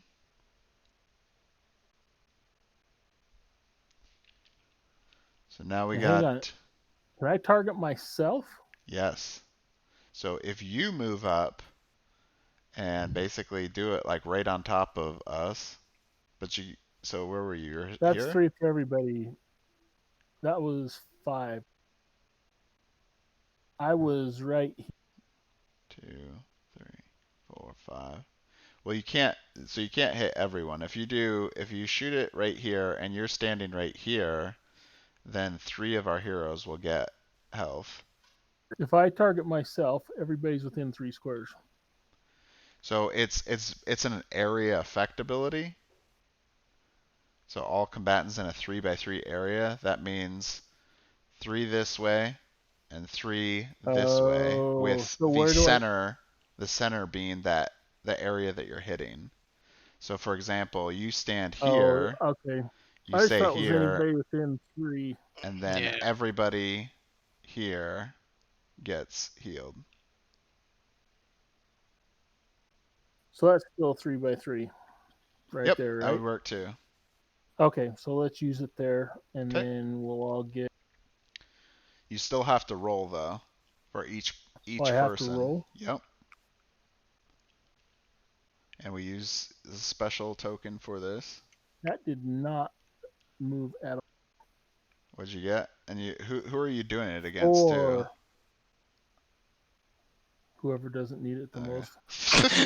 He got the But 4. make sure you call out whoever, Okay, so who. we'll do this again. We're gonna target red. Okay. Press R. It's a little easier to kind of get a good roll.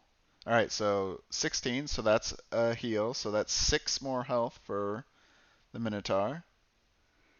Okay. And we're gonna target yellow. Okay. That's a hit. So Askren gains 6 health. And then me. And 6 more health. will be 28. All right, there you go. What happened to that millennial math? All of a sudden, you can actually do it in your head. That was rude. I know. Millennial math. It's awesome. Okay, so Merlo, the Minotaur, you get to move all of your, use your whole turn to do movements. So I moved one, and I'm gonna pick up this flask. Okay.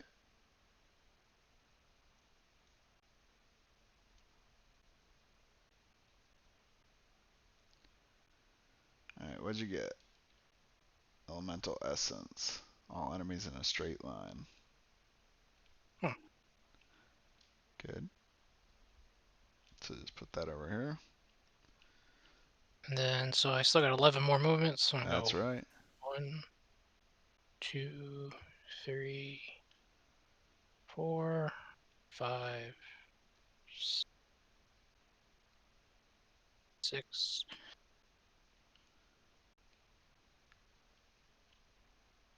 So. All right. All right, so that's all of our turns. So now we go again here. It's now the next round. Um, let's see. So you did not use special, so special is back up. Mir will you go first. She will take the 8 damage, which puts her at 31. She'll move 6. 1, 2, 3, 4, 5, 6. She will now use her special, Shadow Dance, to move 8 more, moving through barriers, obstacles, and enemies. 1, 2, 3, 4, 5, 6. And since this is an object and not an enemy, the 25 damage actually doesn't apply. So she can't actually do damage to the orb this turn. So that will be the end of her turn. How many hit points does the orb have? The orb has, let's see if it says on here.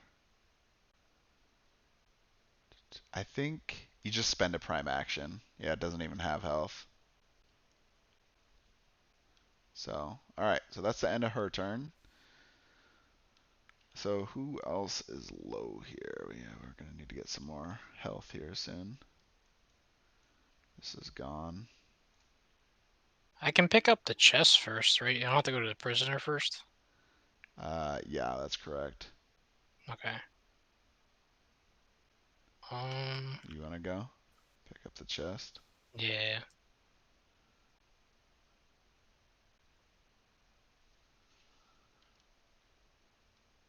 So, What do we get from the chest? Is that like something at the end of the campaign, or no, is so that the like a chest, card? just what he just did, gave him 20 hit points.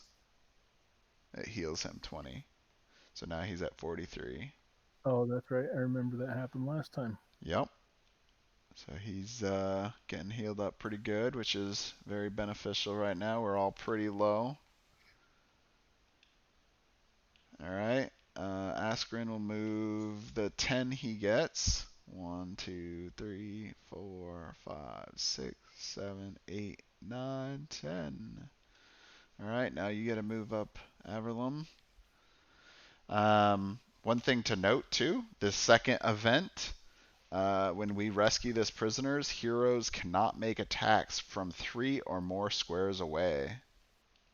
So that kills my special. Well, Or it sorry, just passive. yes, yeah, that's correct. Your passive won't be able to work for this second event because you have to be closer than that. All right, you want to move your character up the 10 squares you get to move? Moxie? Yep. I'm counting. 1, 2, 3, 4, 5, 6, 7, 8, 9. I think maybe one more, unless I miscounted. Maybe I miscounted. No, I didn't move all my spaces, but Okay. All I right. want to try and keep a little distance if I can. Oh, yeah. No, definitely. Definitely. Just trying to make sure I counted right, too. All right. So our special So is already back up because people have moved. question. Yep. So I can attack somebody within 3 squares, and then if say there's another one that's further away, I forget the name of the attack, but I have the one attack which will damage anything else within, or 2 more enemies with 3 damage within X amount of Yeah, you're talking spaces. about the effect. Right. Do they have to be within the 3 squares for the Let's effect see. to It apply? says heroes cannot attack orcs from 3 or more squares away. I think the effect is immune to that rule because you're Yeah, not the actually way attacking the orc. The orc is just influenced by the effect. yeah, the way that read it, I would agree. Yeah. Well, when you're on our side, you want to agree, right? Okay, so who's going to take the first hit here? Um, well, I have the most HP, so I think. Yep.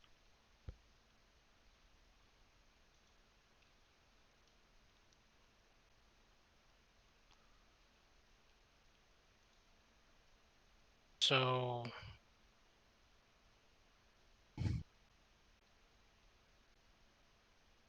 if I Okay. move up this statue, Yep. first I gotta take the Yep. 8 damage. And then you rescue the prisoner. So that spawns 3 orcs. Where do we want to put them? put them in a row. Oh, we could, yeah. Like this. Yeah. Or because I could do trample now. Well, so because you've used your primary ability to rescue the prisoner, you Uh, actually won't be able to okay. attack this turn. And they're going to be able to move. So I'm actually kind of leaning. Let's see, 1, 2, 3, maybe like that instead.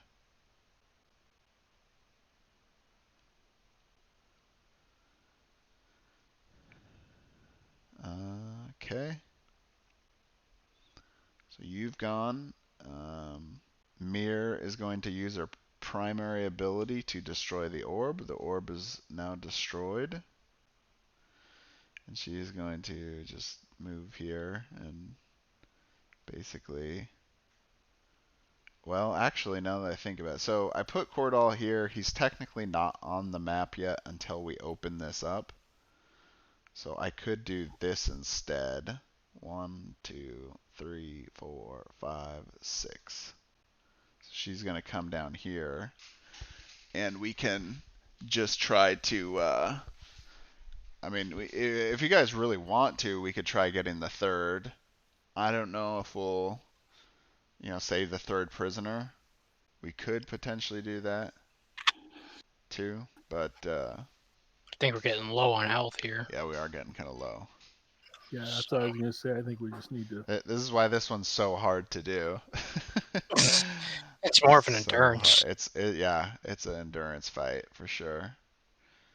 Okay, so Askren gets to go and Averlum still gets to go.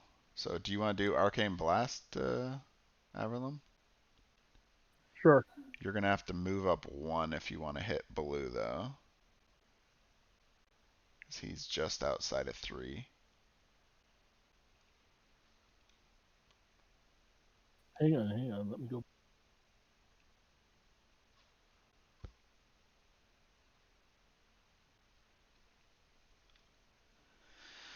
So we got to try to maximize how much we're hitting. Remember, though, they're going to get to attack this next turn, and they'll be able to hit you into the lava. Oh, You may not want to stand there. Might You well might be in a little bit of trouble there. And look how well, you guys maybe not looking that much. I'm just turned the the game so you could see like the little standy miniatures here is right now, and it's just funny because the guy that made he tried to fix some of these sizes, and the orcs are just like massive in comparison to They're our huge. heroes. They're just like Okay. ginormous. They are ginormous. You're right. He didn't fix those very well. Minotaur looks like a friggin' puppy next to them. I know, right? All right, go ahead. Call out which one you're hitting first. Let's do blue. Okay. Miss. And then which one next? Red. Where'd it go? 6. That's a hit. So he will take 9 damage. Oops. I forgot to put their There's health only back on there. one Sorry. left. Ooh, and a crit, a 20. You got a 20? Yeah. All right. Smacked him right in the 9, face. 10, 11, 12, 13, 14. Okay. All right. That's good. At least you got 2 of them there. That's, Yeah, I got an effect on that. What so, color was the one I just so did? wait. I mixed it up. Green should have been the one that's down here. Okay, so green and red, you can move 1 square.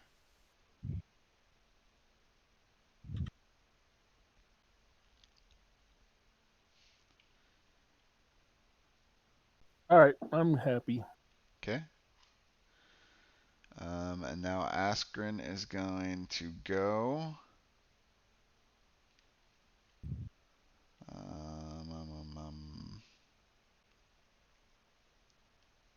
Let's get him. Let's see. Not really. It would have been great if we could have moved blue, but that's not happening. So Askren's just going to stand here. And he's going to do Wings of Justice on red. Come on. Come on. You're 2. gonna have to Awesome. start. You have to start doing that in the Kung Fu Panda voice. 1, 2, 3, 4, 5. I don't think I know the Kung Fu Panda voice enough to merit its attempt. I'll tell you your homework assignment for next week. Yeah, right. Sound Keep like that Jack on Black. keep that on my to-do list. Okay, Bucket so list. so that's the end of the hero's turn. So now it'll be the enemies. They're pulling their card. Soul Corruptions. Heroes' attacks deal damage but apply no effects. Oh, I hate that. Oof. Alright, basic strategy. So, that's going to be closest with the lowest hit points. So that is going to be, red is going to attack the Minotaur. Damn it. Did you see that where it was on a 2 and then it I did. just nudged off? Into a 7. God damn it. Why are my rolls, like, I think I've missed every attack with Askren except for 1. I think I should start rolling for the enemies. You should. Maybe, well, I don't know. We'll Okay, try one. so that's hit. 12 damage. So that puts you down at 23. All right, green is going to move up here. And he's going to continually follow over everyone. Oh, actually, you're supposed to move 1 closer to the lava, but you're kind of blocked in. I guess then you would technically move over to here. Yeah. So that means this guy is going to do a different action. He's going to 1, 2. No. He's not the closest anymore. So Askren's the closest. So he's going to attack 17. So that's a hit. It's 12 damage there. So that puts him at 24. Okay. And he gets moved 1 to the lava. And then blue. Let's see. 1, 2. So the closest, lowest health would be the Minotaur. Really, he can stand either. Let's say he goes there. Go ahead. 3. Thank God. Finally a miss for the enemies. Alright, so that's 5 residual. 1, 2, 3, 4, 5. And that's it. Now, luckily, we don't take orb damage anymore, so that will definitely help. How do we open the doors? Levers. So we gotta. So we have 2 prisoners rescued now. Prisoners act as the key holders for the levers, which, oops, I think I actually forgot to place those here. Let me see. You see where the levers are? I think they might be over here. Yeah, here we go. Lever there, and then, yep, the other lever right there. So you have to go to that location, and then I think, let's see, what's it say? Must be adjacent to it and spend a prime action. So you have to use a prime action.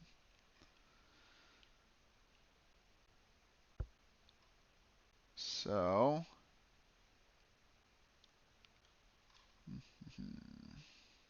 2. Damn, just out of range. Um, hmm. So I was considering this idea of we use heroic magic to get back. Oh, it may not really matter, but get back Mirror's Shadow Dance ability, and then Averlum uses Arcane Blast, and he hopefully hits green. He can then move green right here, and Mirror can move up and do Shadow Dance through the door. Because, right, you only... Well, yeah, I can still move through, but I wouldn't be able to do damage with that ability unless I was within 3. So that's why I was considering that as an idea to still utilize that. 25 damage is a big hit. Yeah, that would. Green's what, the same as red or something? Oh, yeah, where is green? Green's underneath. Oh, green. Yeah, you're right. Okay. They're both at what? That's 16? I mean, we don't have to do that. I was just trying to figure out a way to... I got shockwave. Oh, yeah, you could do Shockwave, too. Because that moves targets up to 3 squares. Yeah, alright. Alright, I like that. Hang on, that's up to Except... 2 enemies, though. Yeah. Well, the other issue with that is we have to use the special for her to be able to get heroic magic back. And then you would have to use your special, and that would be 2 specials already, so she wouldn't actually be able to use Shadow Dance this turn. Yeah, I was kind of thinking it might be a good idea to keep that for. I'm assuming the boss fight's going to be harder than this trash. Oh, yeah. I mean, it's definitely pretty challenging. I mean, we can save this if we want, but I don't know. I don't know. Even Shockwave being down might be a good time for that, because you could kill red and green Green. at the same time. That would be really good. Okay. Let's go with the shockwave. All right. So we flip the special token. All right. So now roll against whichever one you're rolling first against. Which one? Okay, which 2 am I So attacking? green and red, we need to All right, this will hit. be for red. Come on. 6. That's a hit. All right. Red is dead. right, so now roll against green. 14, boom! Thank God one of us got some rolls. Yeah, I'm getting them out of the way now. I won't have anything Alright. for the boss fight though. Hey, it's okay. We still got some other specials. Definitely have some other specials up still. And then, Alright, so do you want to attack blue? yeah. Hang on, Uh, I want to move. I still have Oh, movement, right? yeah. Yeah, but you have to do a sidestep to try to. Oh You shit, he's got me not. boxed in. So Yeah, where you're can I boxed. sidestep to? Not really anywhere, because you can't actually yeah. sidestep here because you're blocked by a wall.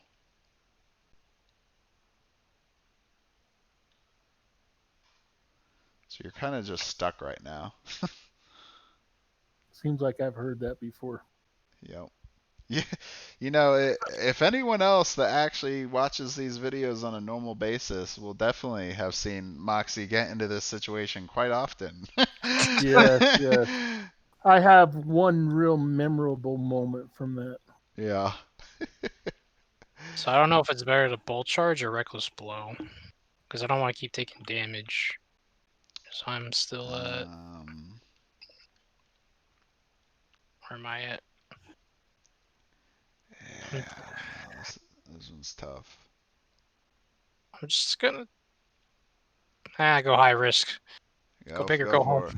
Yeah. That's what I'm talking about. Reckless blow, so I take 3. Yep. Down in the danger zone. Come on. Alright. You got this. 18. Nice. So that is going to be 16 damage to blue. Puts him at 14. Okay. Are you gonna? I assume you're not moving. No. Yeah. All right. Well, maybe I should move. Yeah. You could probably at least sidestep over here, maybe. Uh oh. We just lost Moxie. At Uh, least you'll be closer. All right. Ask. Reinvite. I didn't. I don't know why I It disconnected. says peer to peer dropped. So Askren is going to use a movement point to pick up this flask. Potion of Precision. You are blessed and ignore cursed. How much health does he have? God dang it. Of course he does.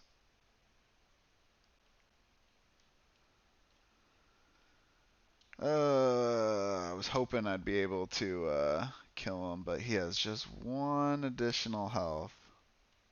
None of my abilities are going to be able to kill him on this turn. Um, All right, we all have loads of health. We can take the attack, right? yeah.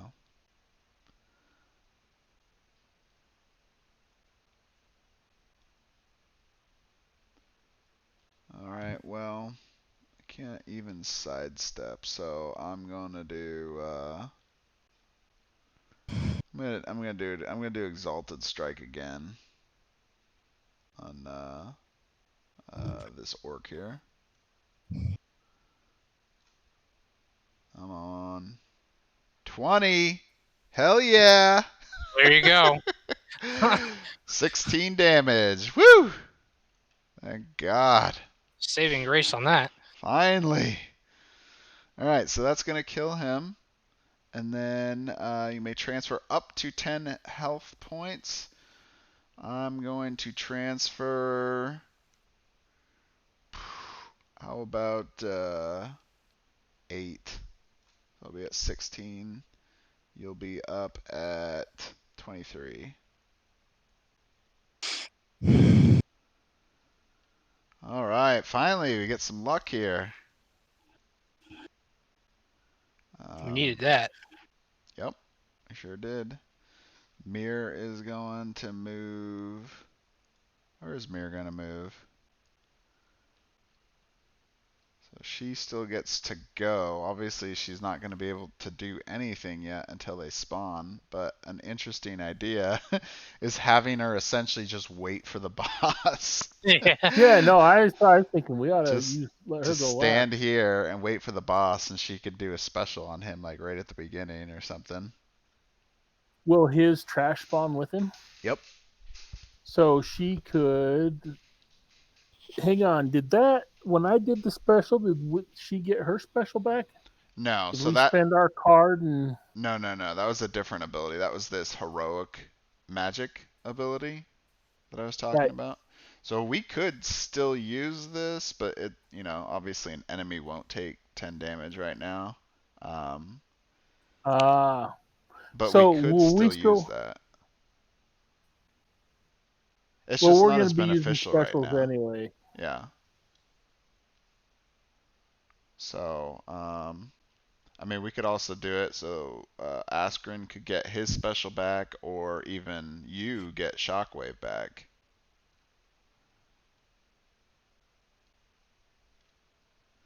What do you guys think? Well, Um, let's let the what fight go spawns? and. Does just the boss spawn, or like multiple, like two other guys pop up with the boss? I So forget. I'll just show you here. So what happens is the Kordal will spawn right here, Mhm. and then he will have another guy here, and then we will have here and here. So there's, three Four. bad guys and Kordal. I'd So say let's try to get the shockwave back. Let's let the fight roll. I mean, it's kind of one of those things that I think, depending on how it well, so the reason goes. why I'd suggest doing it now is Mir doesn't actually, she can't do anything, right, this turn, Mhm. right? She's Right. stuck. And once that door opens, we're going to be using our special token to do as much damage and, injure these guys as much as possible. Right. So we want to save our special token for when the door opens instead of trying to get back an ability. So I'm thinking we just kind of use it now. We Okay. just lose 10, whatever. Um, I don't. Yeah, it says an effect. It doesn't even say that you need an enemy, I believe. So I think we can just ignore that first effect and do that. So which one do we want to get back? We want Shockwave. Um, What does yours do? which one? Celestial Armor? No, the Shadow Dance. So That you one. do a total of, and do you have to roll for that? Yeah. You got for the heroic action or the special Shadow Dance? The Shadow Dance. Yes, you have to roll. Yeah. I mean, it's not even really going to be that useful at this point because she's already, we're going to open the door, so it kind of defeats the point of going through barriers and stuff, you I'll know. Right. vote Shockwave. So yeah, let's do that. Let's bring Shockwave back. That's going to be much more beneficial. And all right, so we've done that.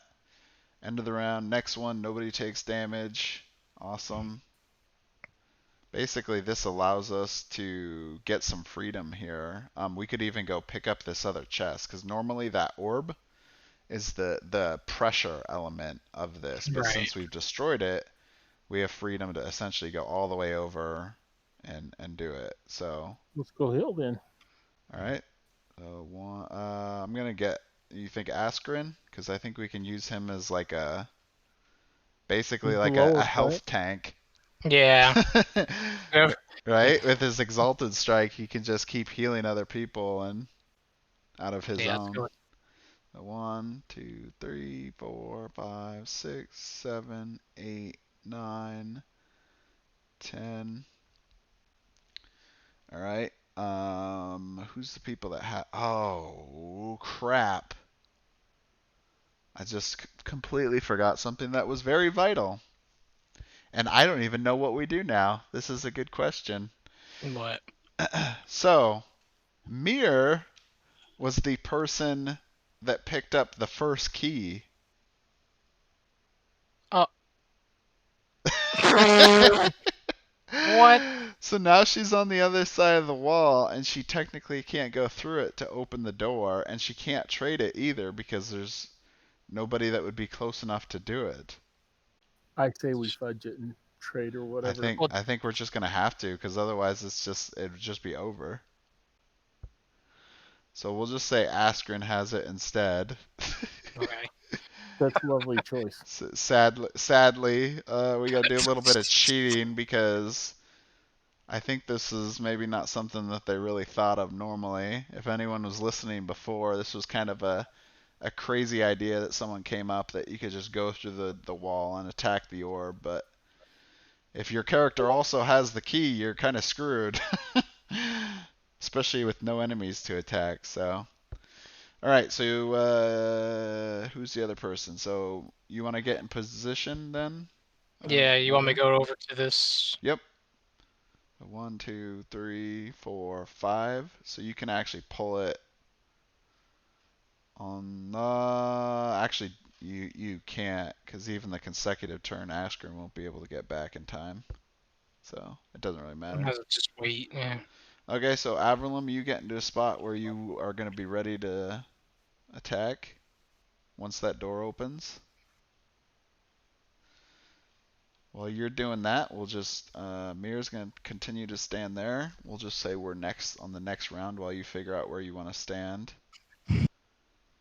Just in the interest of moving up. So Askren's gonna move here. He's gonna use a movement point to pick up health. That They puts him spawn right in front of the two doors, right, or 36. right behind them, right? Yep, Yeah. here, here, here, and here. Well, Shockwave only attacks 2, and I am within 8, so I'm not going anywhere. All right. Nothing can push me in the lava, and blah blah blah. So unless they can push me inside a wall, yeah, I think I'm happy. Okay. So he's just a little bit short. So, uh, no, I think this will work out. So we're moving here to the next turn. Mm-hmm.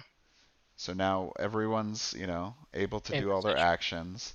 All right. When we pull these levers, that means Askren and the Minotaur will not be able to attack this turn because you consume your prime action by unlocking the lever or pushing the lever. Pull the lever, Crunk. Yeah. Um, so should we? I think we can do that. I think that. Well, no. You know what? That is going to cause an issue because we won't be able to use back-to-back specials. Mm, Why not? because it needs Yeah. every Let's other. since we don't have the pressure, let's just not even worry about it. Let's just say Askren pulls the lever, Mm-hmm. and then he's gonna move 1, 2, 3, 4, 5. I can use a special, and Mirror can use a special, right? Yeah, but you wouldn't be able to do it back to back It because What do you has for to mean be a back us, to turn in back? between. yeah. So like for us to open the doors, Askren pulls his, which he did, and then the Minotaur would have to pull his, and then it would open the door. Then the bad guys would spawn. But Askren and the Minotaur have now used their turn to attack, so now it's just um, Averlum and Mir that can attack. But you wouldn't be able to do, like, for instance, Mir doing her special, and then the next turn Averlum doing his. Oh, we only get to do one special Well, per so round, it's or what? no. So how it goes in this game is, let's say Mir, it's Mir's turn. She uses her special. It flips the token. The next person that would go, if that was you would have no special available. The only way to get it back would be a third person being there, and they would then be able to activate theirs. Gotcha. So Like I'm saying, let's not worry about it too much because we actually don't have the pressure element that we'd So I got a dumb normally. question. Couldn't we technically all sit where we are one round? Yeah, that's what I'm saying. I was just about to say. So we're going to say Askren pulls the lever, he moves here, everyone else sits for this turn, and then now we're in the next turn. So now the Minotaur I can know. pull the lever, All right. doors open, bad guys spawn. They're tiny orcs. Massive orcs. They're huge. Huge. Huge. They're bigger than the final boss. They're big. Yeah. Actually, I think they are. Just barely. Okay, so now you can move, Minotaur, if you want. Although it's not like you have a crazy Um, amount of health, but you might want to get into a position that might be Closer. better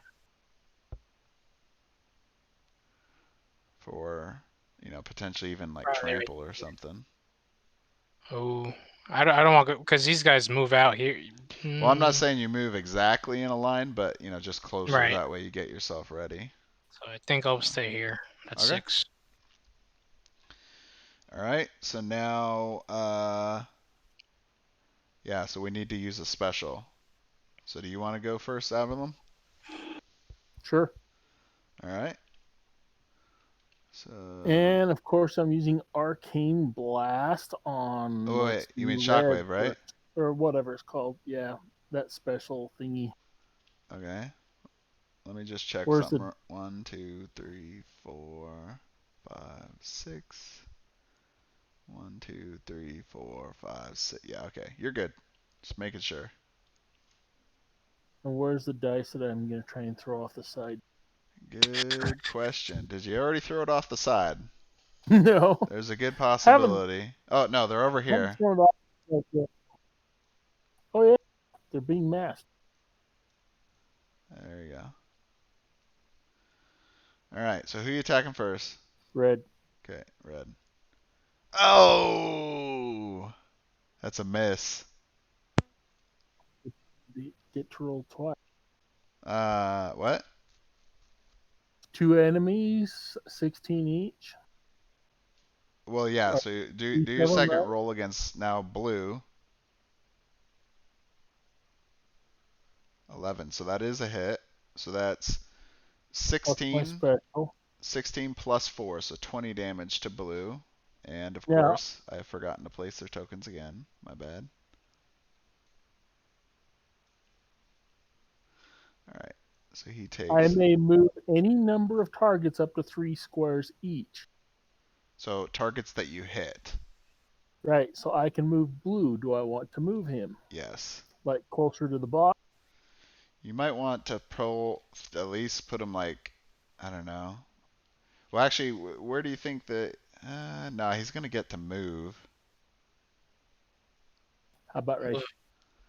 Maybe not right next to Mir. Yeah. Yeah, put him in the lava. Make him take 4. All Oh, right. hang on. I can. That's 3. Yep. Even that, right? Yeah.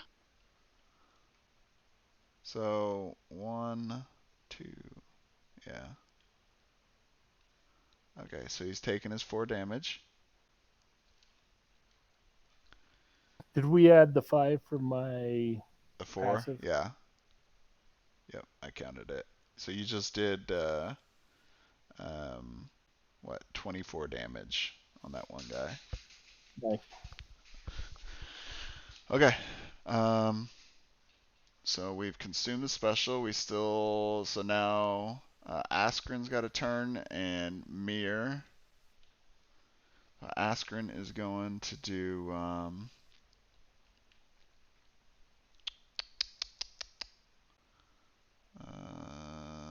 Oh man, maybe you should have put him here. Oh well. Well, it can technically still be my turn, and I can Yeah, move it. just move him here instead, because then I can do Exalted Strike on that guy. So Askin's going to move here. He's going to do Exalted Strike on blue. Come on. Come on. Got him. All right. Nice. So that kills blue. And he will be toughened, which will actually probably be beneficial this time. And you can transfer 10 hit points. I'm going to transfer 10 hit points to the Minotaur. So he's now at, what, 33. Thank you. There you go. All right. So since I used a primary, our special is now back up. Mir is going to do River of Blood on Kordal. And let's hope we hit. Yeah, let's see. Yes, 7 defense. So, yep, we did it. Woohoo! All right, so Kordal takes 20 damage. So that puts him at 50. And he has the permanent. The target takes 6 damage at the end of all of its turns. So let me pull this out. River of Blood on Kordal. Ouchies. And then Mir is going to, I don't know, probably just going to stand there. I don't think she really has too much of an option here. Okay.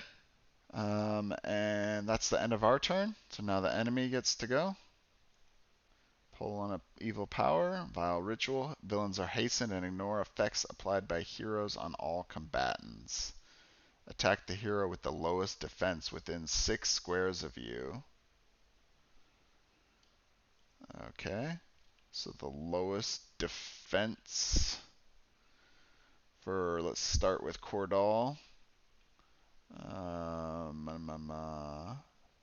7, That's 7.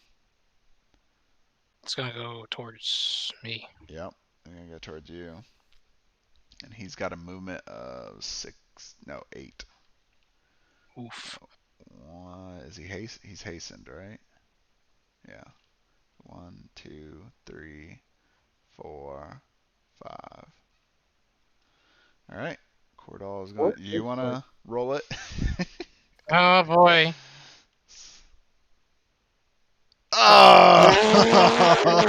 Oh, 20 DD.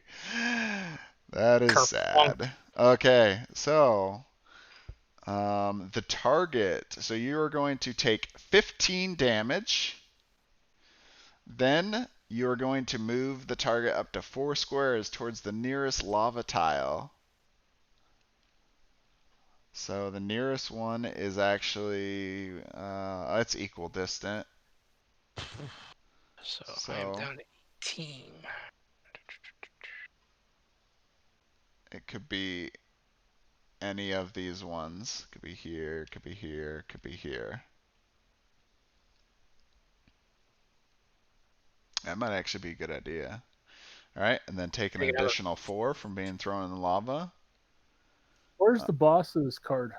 It's look here on the In right. Is it just on the campaign thing? Yep. Yeah. That's how all the bosses or all the enemies in this game are. They're written in the quest guide. They just have very generic cards here in this game that just show like it's basically a placeholder. So Kordal is going to take 6 damage from River of Blood. Now that he's done with his turn. And just as a little mental note for everybody here, that if Kordal is able to kill a hero, he actually gets to move additional squares and attack another hero. So it's That's not fair. pretty brutal. Okay. All right. What was the thing here? Attack the heroes with the lowest defense within 6. So 1, 2, 3. And he's gonna attack you. Oh boy. 3. That's a miss. So 5 residual. Green. 1, 2, 3, 4, 5. He can't. So he can't. So he's got to attack either Mirror. Askren or Mir. So Uh, probably the closest. yep. So I'll go here, attack Mir. 4. All right, finally my roll is coming together here, people. So 5 damage to Mir. 1, 2, 3, 4, 5. All right, and that is the end of the enemy's turn.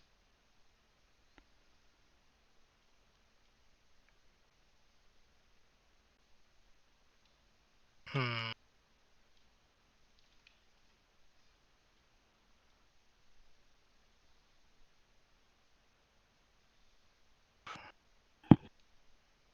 Alright.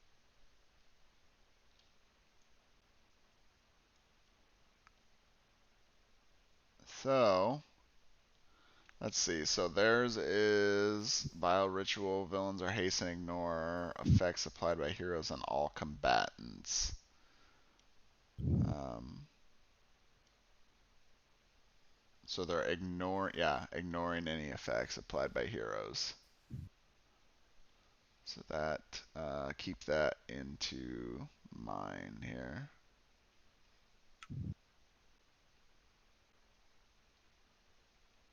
Hmm. In fact, now that I think about that, since that one was the last one, technically the boss would not be affected by River of Blood on that specific turn.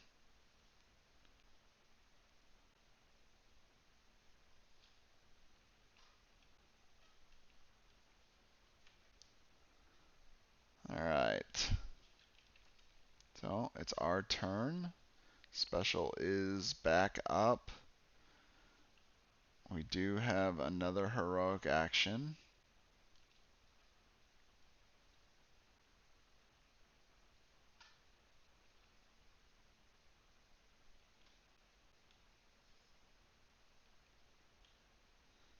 So Heroicism, for example, does 5 damage to all enemies, and you may move any number of combatants 2 squares each.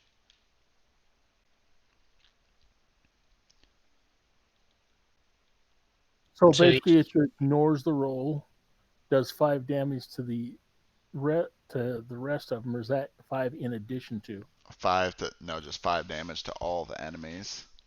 and then you can move them. Yep. So they could. Get thrown back into the lava. Yep. So let's do that. All right, who wants to do that? Maybe. Well, I don't know. You're taking a lot of damage again. I can do it. I mean, they're not close enough to use any specials, and all I do is 10 damage. So if I All you do do the is 10 damage. well, yeah, but my point being, if I hit, so if I miss, right, I'm going to do 10 damage total. A 5 with my extra, but if I do that, actually, Well, you'll do. So if you use Arcane Blast, for example, on Kordal and the guy standing next to him, you could do up to let's see, 13 oh, plus there's 2 9 next to more, him. so 22 damage. I didn't realize there was 2 right there. I was thinking that we had green and Green's one of over those was here, us.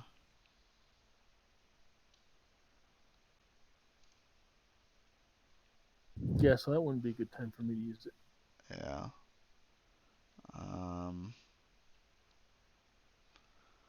I don't know. I'm actually thinking maybe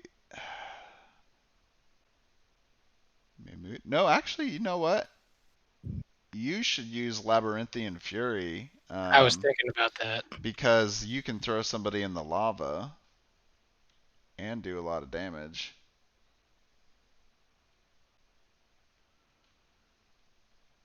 So Although the sad thing is because you're already in adjacent to in the reaction area for this orc, you wouldn't be able to like try to hit Kordal with that, for example. But maybe you could do trample instead. I was thinking, yeah, I could do trample and go over to. Yeah. You could sidestep back this way and then trample, and you'd hit Kordal and the orc. Yeah, let's do that. All right. I'll flip So, that.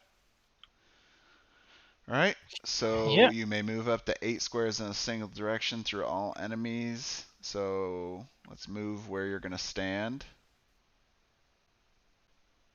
at the end. Okay. All right. So do your first attack. I guess it would probably be against red. right. 19. 19. So that's a hit. So that's going to be 20 damage because of brutality. So he's Just down to down. 10. All right. Now roll against Kordal. This is where I miss. No, you got this. Got him. 16 damage. So that puts him at 34. That's still good. Good hit there. It's a lot of damage. That's a lot of damage. A lot of damage. Okay. Let's see. So Askren could help out here. Be able to kill this orc. He's gonna do 1, 2, 3.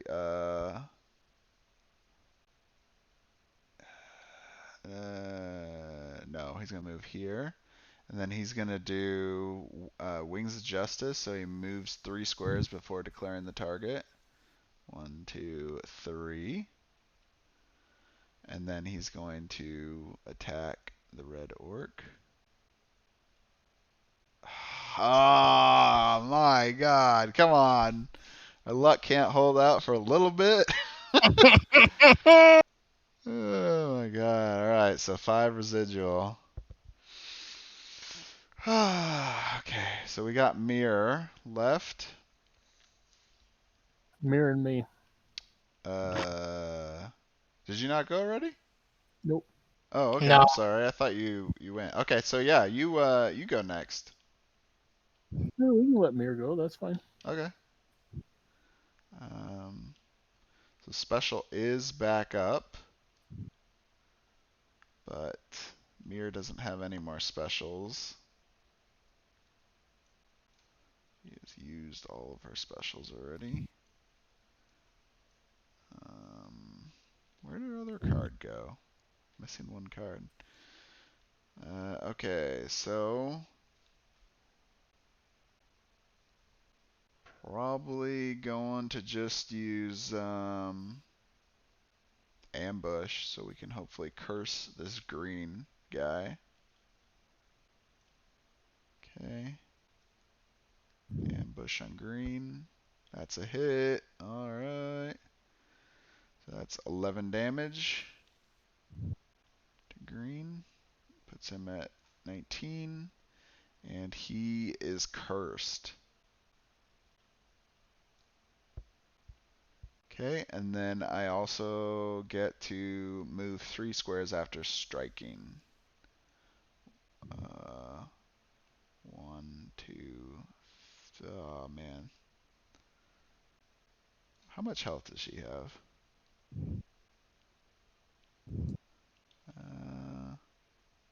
26. 1, 2. I'll just move her here.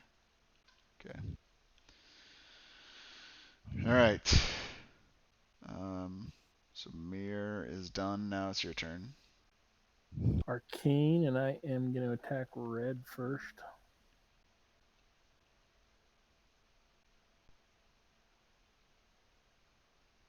That's a hit. That was on red? And So red is dead. Alright, that's what I like to hear. Alright, Kordal. all right. Miss. Oh, Missed. wah, Damn. wah. That's too bad. Can't win them all. Takes residual though, doesn't he? No. So actually, he doesn't No. take residual because as long as you hit one person with Okay. that effect, then they don't take damage. But if you miss all of them, whoever the last target is will take 5 residual. Okay. Yeah. Because otherwise, if it was, each person that's missed taking 5 residual damage, that could potentially do just as good Yeah, missing as it could do hitting. So, I didn't think about that. yeah, I'm sure that's why it's written the way it is. Now Okay. I have my special of a counterattack. Yeah, counterspell. So you have that, and I have one as well with Holy Light. So I guess my point being, we should be able to protect the Minotaur. Yep, exactly. So that's what my focus was going to be on this one as well. All right, so enemies going first. Bloody chase. Villains are hastened. Attack the hero with the lowest defense within 6 squares. All right, so he's Well, that's going. easy. Kordal's going after you. All right, so I'm gonna go. I think. Well, I don't know. Maybe you should do yours. Your interrupt. Hang on, who's got the lowest defense? That's me, isn't it? So it's lowest defense within 6 squares. I'm So I think closer. I'm 5 yeah, Yeah. you have the inches, same aren't I? defense. So he's going after the Minotaur. Yeah, I can use mine if you want. The reason why I'm suggesting yours actually is potentially just because of your role, but Well, otherwise, yeah, otherwise I just mine would do reduced damage and it would actually heal somebody 16. I have to roll, don't I? Or do I not have to roll? So you do have to roll, yes. I just got a bad roll, so my chance would should be good that I don't get a 2 in a row. All right. So the first thing you do is you flip the special token, and then you take 10 damage Ow. because it's the drawback of that ability. And now you are rolling to negate his attack. Save me. Save him. You got it. Ooh, ooh, ooh, ooh. Okay, so the attack is negated, and now you are permanently hastened. What does that mean? Basically means you don't incite reaction attacks. So for you, since you always get yourselves in dirty situations, it's pretty good. You're right. It does. Okay, so Cordal's been negated, so green is going to attack 1, 2, 3. Yep, he's going to attack now against the Minotaur. 8, that's a hit. That's going to kill you, buddy. Aw, Wah, wah. damn. Can't save you that time. It's all good. Yeah, we Now you guys tried. gotta win. We tried. Okay, so But that's. you're in good shape. I also forgot Kordal takes 6 damage from River Blood, so he is at 28. All right, we got this. You got this, We guys. got this, guys. Can I attack the same combatant with Arcane Blast? What was that? Arcane Blast. Yeah. Can I attack the same one more than No. once? That's No. Only once. all combatants in a 3x3 area. Yep.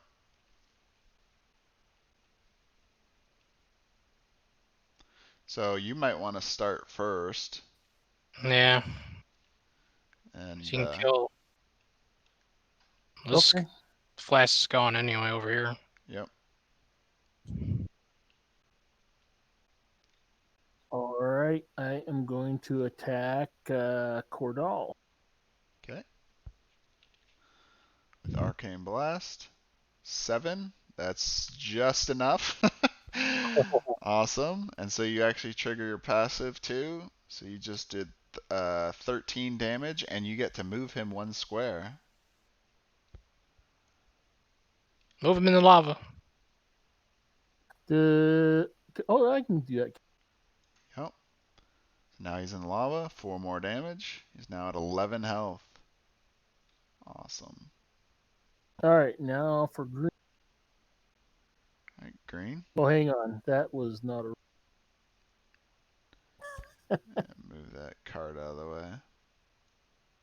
Oh, God. Too many Okay, cards. there you go. You just get it. 8. That's a hit. So that's going to do 9 damage. And I get to move him. And you got to move him, so additional 4 there. So 6.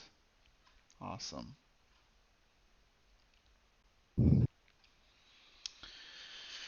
Alright, so Kordal is almost dead here. He has 11 to go. So who's going to go for the killing blow? Mir or Askren? Both of them can do it. Well, since they're both you. Yeah, I know, right? Since it doesn't really matter. I guess the real question you should be asking is which one. I'm assuming you get more XP for the boss. The Archangel. You don't get any experience. The Archangel's going to hopefully do this here. He's going for Exalted Wings against Kordal for the killing blow. Here we go. In a 2. Shut up, you. 13. Boom. Kordal is defeated. All right, good job, everyone. All right, so now he gets a good roll on the boss. Yeah. I.e., throwing the boss. All right, so now we're gonna read the conclusion. All right, after we have to kill. After do we have to kill the orc first? Sorry. Nope. It ends right after we kill Kordal. So this bum don't even matter. Nope. Because we don't get anything else for it. So it doesn't really matter. Alright, so after beating Lava Citadel, draw card 1. Proceed only after the game tells you to remove card 3 from the game. Alright, so card 1. It says... why is it sideways? It's sideways because he loaded it sideways. Okay. Mother, you silently flee through a hole made on Eferhel's outer wall. You think you might be safe, but then a childish voice yells, Mother, Urek Tonk. You turn to find 4 female orcs bathing their toddlers on a nearby pond. They look distressed. One of them comes forward, kneels, and says with a rough voice, Please, spare we. We keep silence. Hard life here. Kordal dead? Thank you, please. Option A. You can't risk the guards being alerted. You kill all adult orcs in sight. And the children. I just added that part. Just kidding. Option B. Give them the benefit of the doubt. You spare the orcs and run away. Kill him. Yeah, kill him. All right. I wasn't going to give... I've done this way too many times, so I'm not going to give anyone my answers because I already know. But... so we're going to choose card 3. Card 3 here says, if you choose option A, killing orcs, add the achievement. You killed Snork's mother to the campaign log. Then remove this card from the game and go to page 11. Read this card only if you choose option B. Okay. So what happened if we would have chose B? So, well, I don't want to tell you that. Because someone else might want to play and figure out what happens with that. Yeah.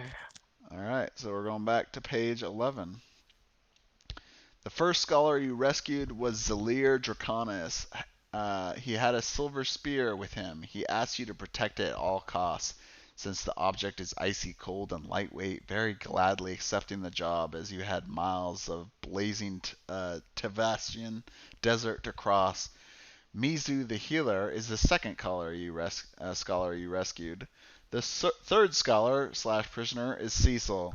Cecil is dead, everyone. I'm sorry to say, Cecil's dead. He never made it out. Rest in peace, Cecil. Hang in there, Cecil. Alright, you have successfully returned to Ventana Village where you rest and heal your wounds. You may spend your XP now. Then it is time to gather the scholar's information. Alright, so let's look at how much we got. So we had 3 surviving heroes, so that's 3 experience. We destroyed the orb, which is 4, so that's 7. And then we killed Kordal, which was 8. So that should be 15 damage, 15 experience. And So is that each or as a group total? as a group. It's all as a group. So I'll just write here. There is actually a campaign log, but he didn't actually script it, so you can't use it. Actually, it's just a picture of the campaign log. Whoops. Yeah, it requires knowing how to use the tabletop simulator coding language. But okay, so we have 15 experience to spend. That's actually the kind of thing that figuring out that would be right up my alley. Oh yeah? Well, if you want to help with the development of this mod, we're definitely more than willing to accept any help.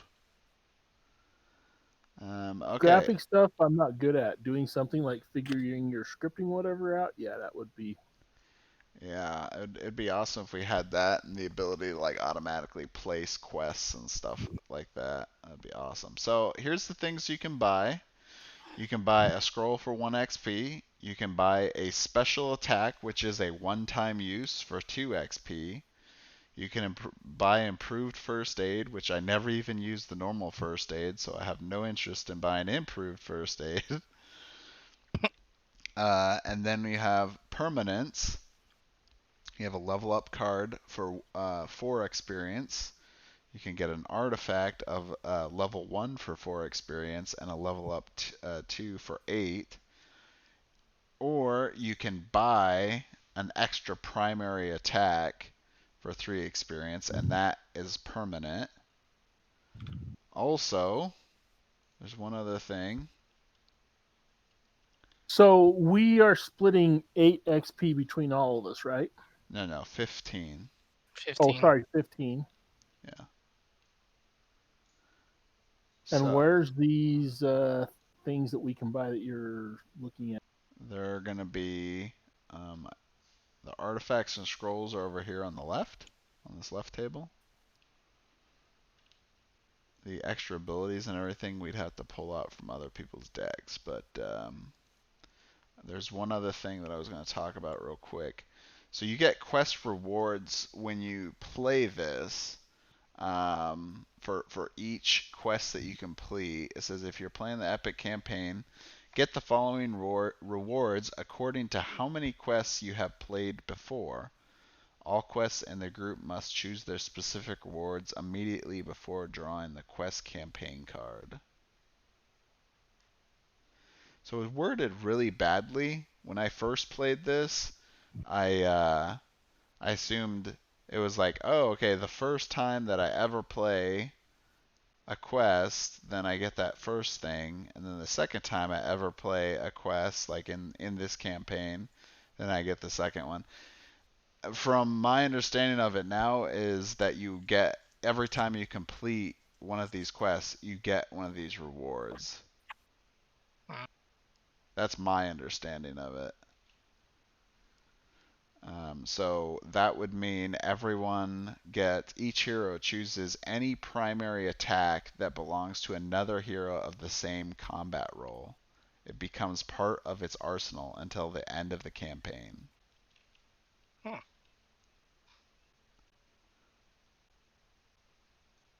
And it's just their primary attacks? Yep, just a primary. So it has to be the same combat role. So for, it has to be either Cedric, Qatar or Count Blake for the Minotaur. Or for you, it would have to be somebody in the shooter area, Moxie.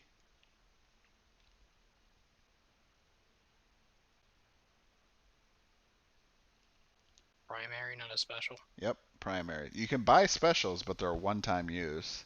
Gotcha.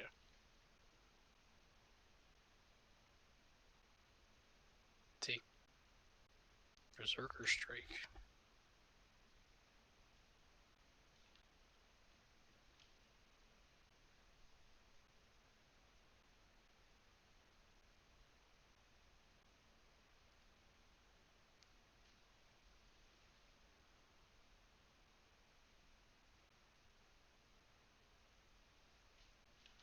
Okay, I am gonna do Inferno Shield. All right.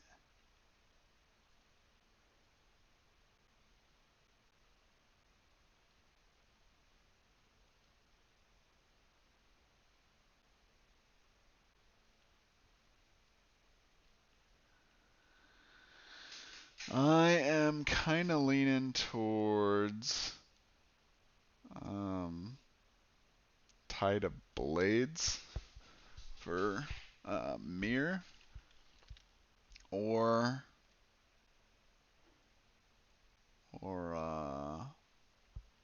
Revenge of the Seas. That's a fun one. You ignore all helpful conditions on the target. If you hit, you do 11 damage. The effect is if you are hit, after the attack resolves, you may move yourself 1 square and make a basic attack up to once per turn. I grabbed the wrong. So I think I might actually do that. That one sounds pretty fun. Go with that.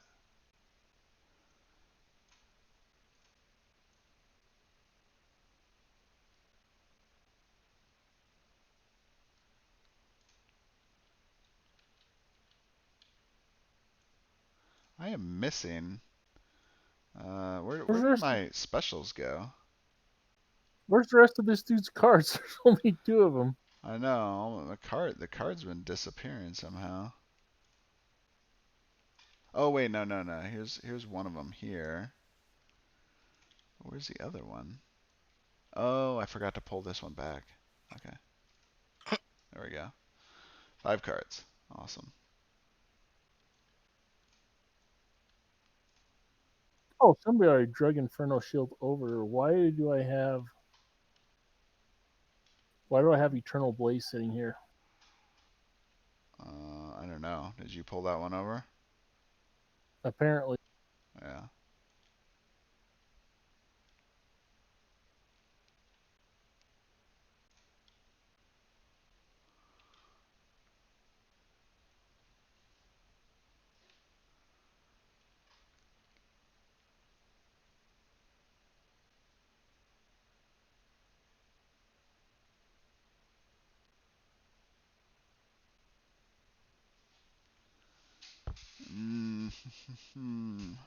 How do I turn them right side up?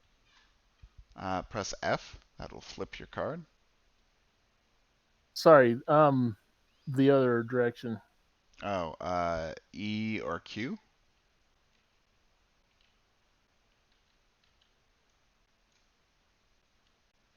There you go.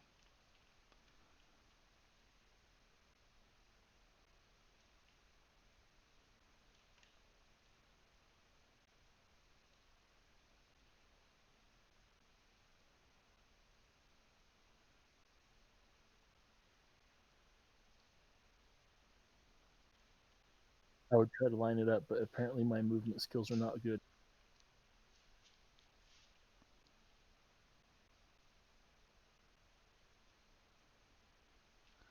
I'm trying to figure out if I want to get more a tanky ability. Of get Dragon Blood, become blessed and ignore cursed. You do 11 damage and you're immune to new effects from enemies, which could be pretty good for Askren, especially with blessed. Yeah, I think that might help. Or Blades of Agony, where you do 11 damage and Within 5 squares of you, another enemy takes 4 damage, and then you may swap places with that target. I think tanky because we have all attack. Yeah. Kind of leaning that one too, especially the blessed would be really good.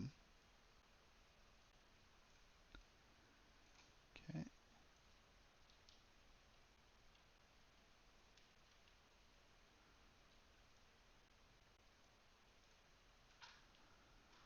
All right. You figure out what one you're picking. You pick Katar's ability. Which one did you pick?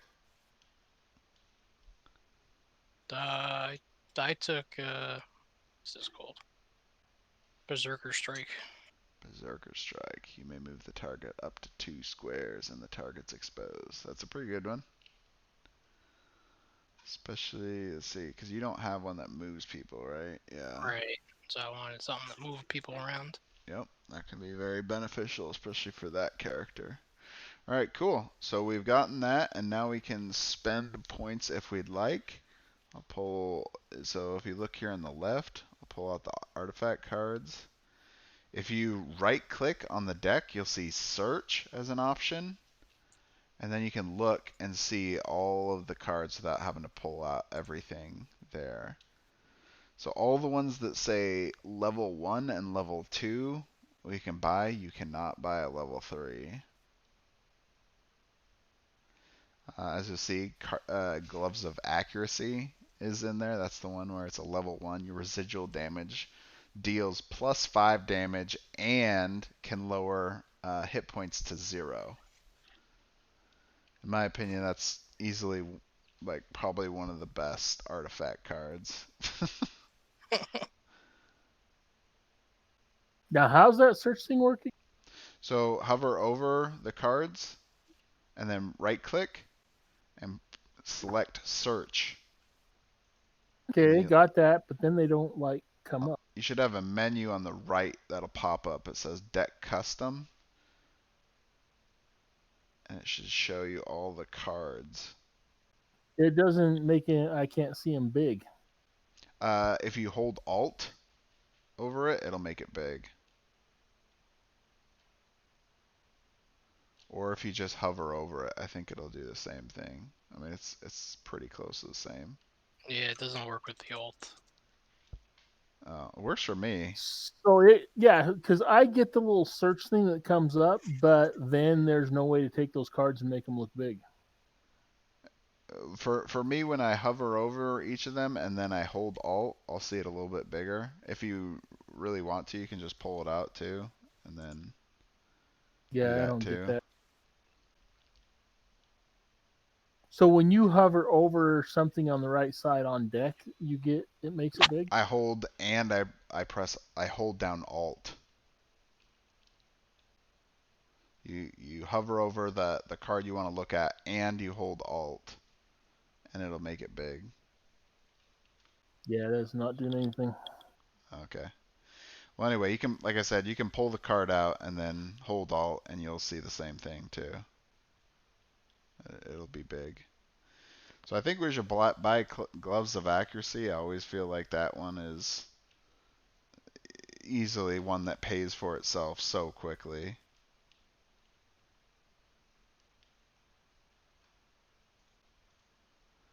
And that one will only cost us 4 experience. You can only hold up to trying to remember off the top of my head right now. I think it's like up to 6. I think it's 6 total levels of cards. So, like for instance, let's say we have this level 1, and then we buy, let's say we buy three level 2 cards. The level 2 cards add up. So it would be like 2 plus 2 plus 2, which means we're at 6. So that means we would no longer be allowed to use this card. So once we get further into the campaign, there'll be times where you have the option to get level 3 cards, level 3 artifacts, and it's the same rule. So if you use a level 3, and when I say use, it means equip it to a hero. If you equip it to that hero before a scenario, you can only have up to max level 6. Each. No, team. The team can only be max 6.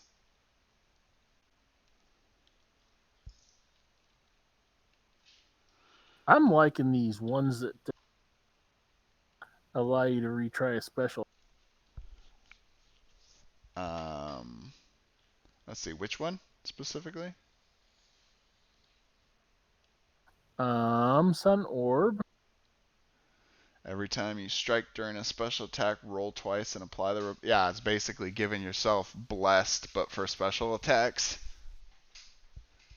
And Crown of Power. Let's see, Crown of Power. If you completely miss a special, such attack is not spent. Yep, that's pretty nice too.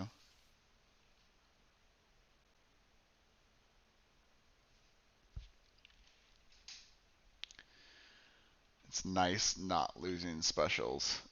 Really Yeah. nice. Amulet of Will. You may make special attacks, heroic actions.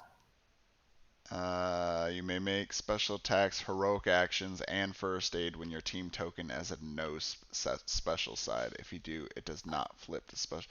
Basically, what it allows you to do is to win one time.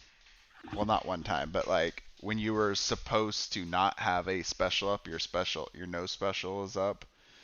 You could then make a special. But then that means the next turn, which would normally come up with the special, won't. So you're basically pushing it off one more turn.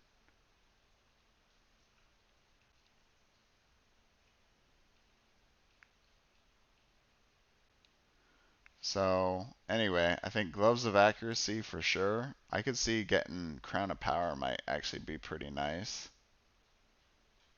Potentially.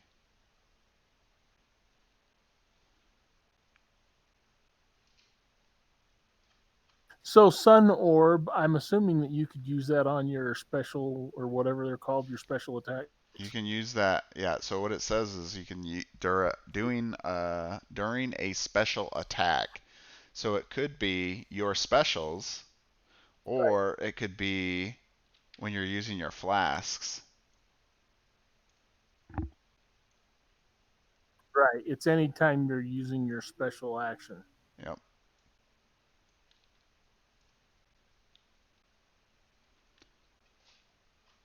Except Hmm. heroic actions, obviously, because you don't need to roll for those ones.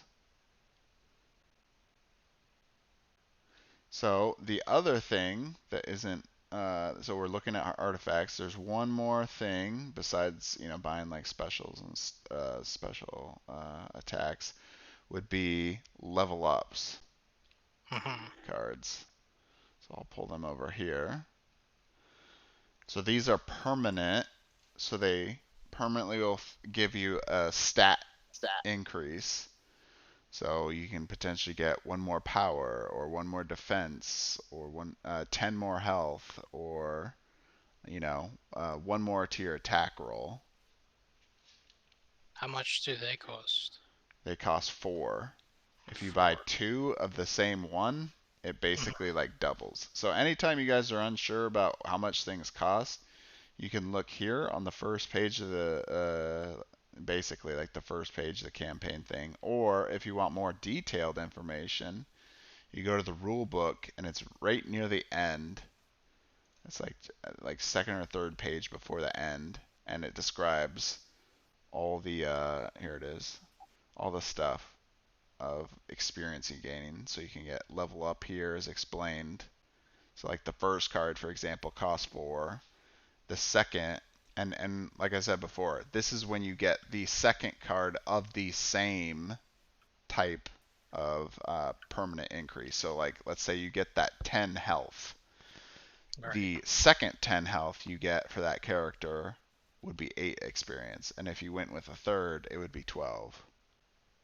I think I'm So just gonna buy a power card. Yeah. was gonna say I vote we get Minotaur some health. Or health. Yeah. I mean, health is always really. I was feeling Askren should definitely get some health, especially if we're going to use him as a health tank. Like, you know. Right. So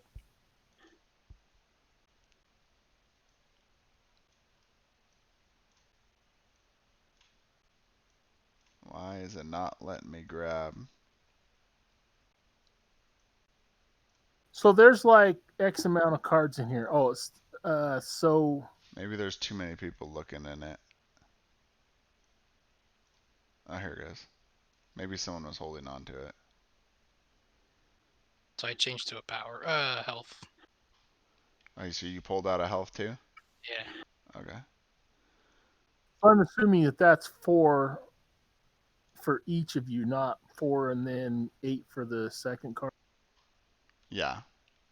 So that increase in cost is for the same stat token on the same hero. Right. So we have Not 7 for the more group. Yeah. XP. So far, if we've gotten the gloves of accuracy, and I'm just gonna place it over here for now. We'll figure out what next time we play.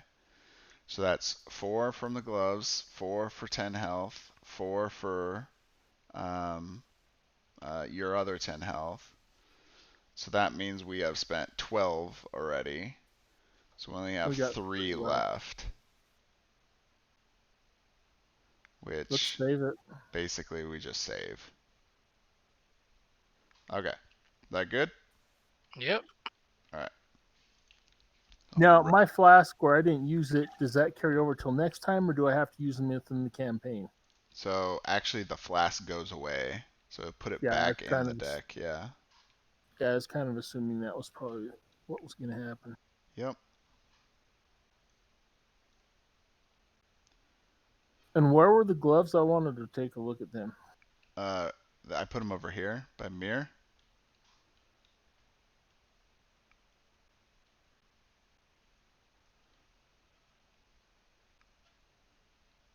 So that card is used one time, or that's No, that's true of the permanent. whole campaign? Yep.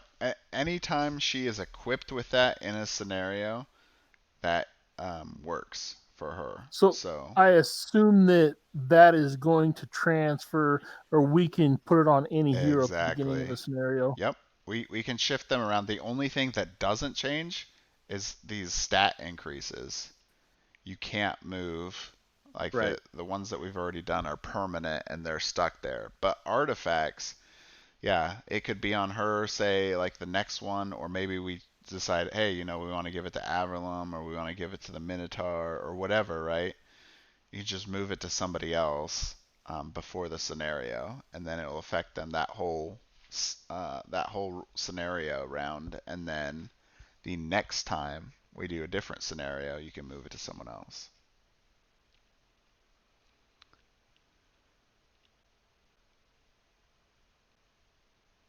Should one purchase Tabletop Simulator and can one meet people on it?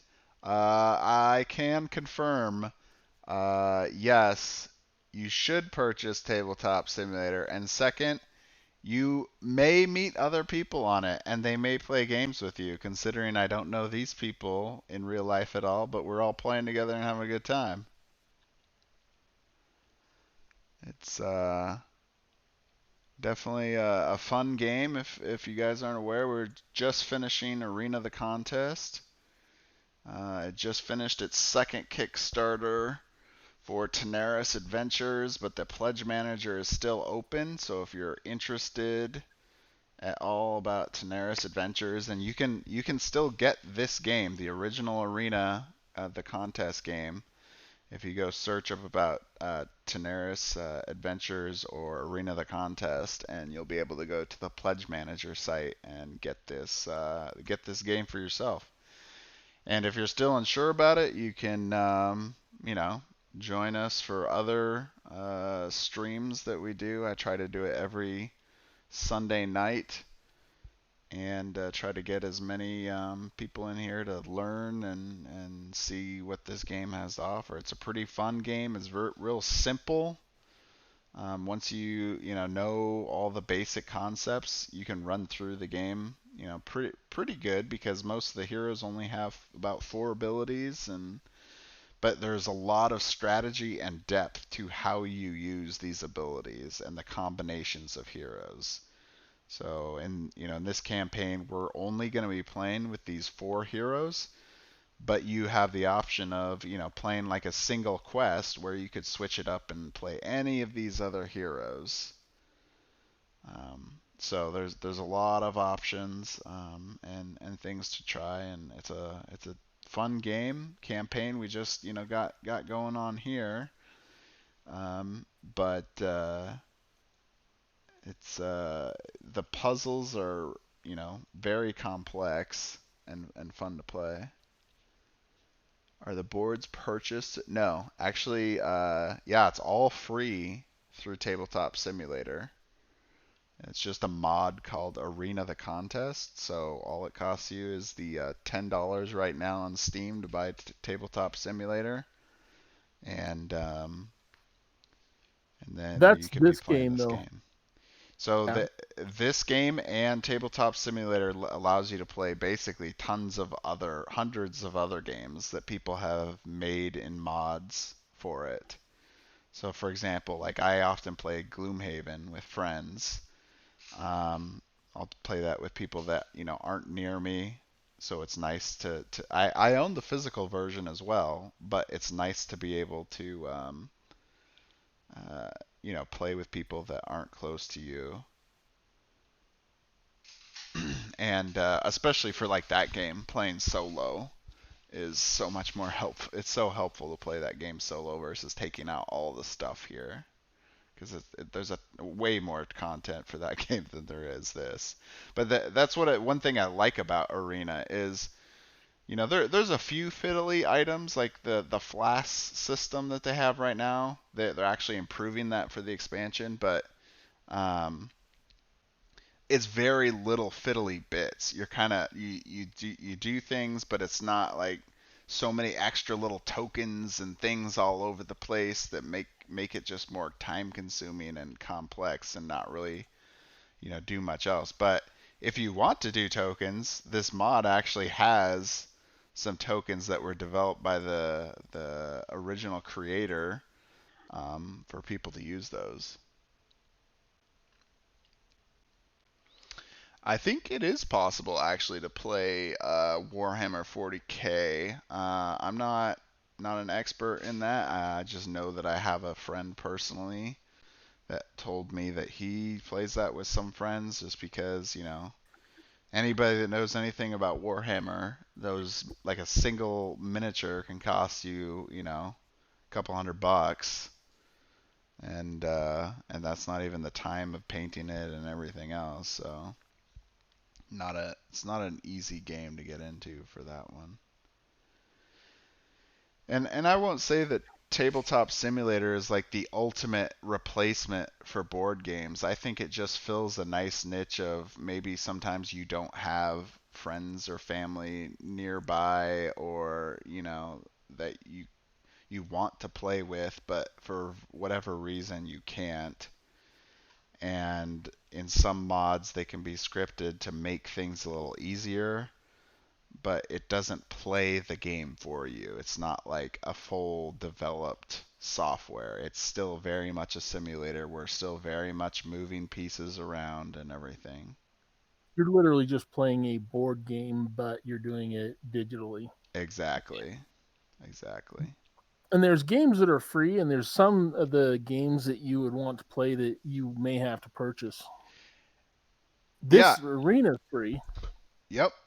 Well, and so somebody's talking in chat right now. They're saying just thinking it would be a great way for me to learn the games, which is actually the main focus of why I do these streams in Tabletop Simulator, is because it is a really good way to be able to easily and quickly bring people in, teach them the game, and they could play this on their own if they want to, or they can go home and play their physical version, or watch other streams, or or at least know what they're expecting if they want to purchase the physical game through the pledge manager that's open right now.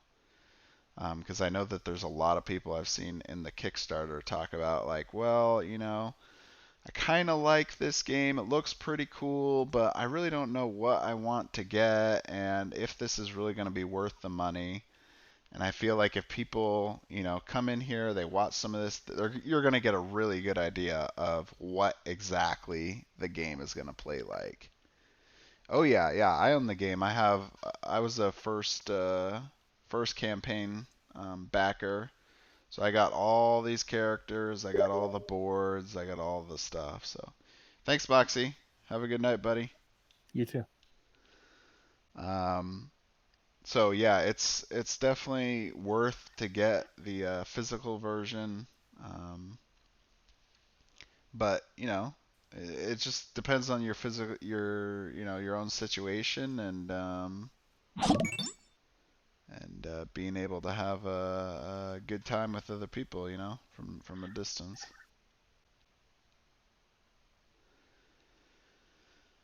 Anyway, so this is kind of wrapping up. Let me go back to where we were at.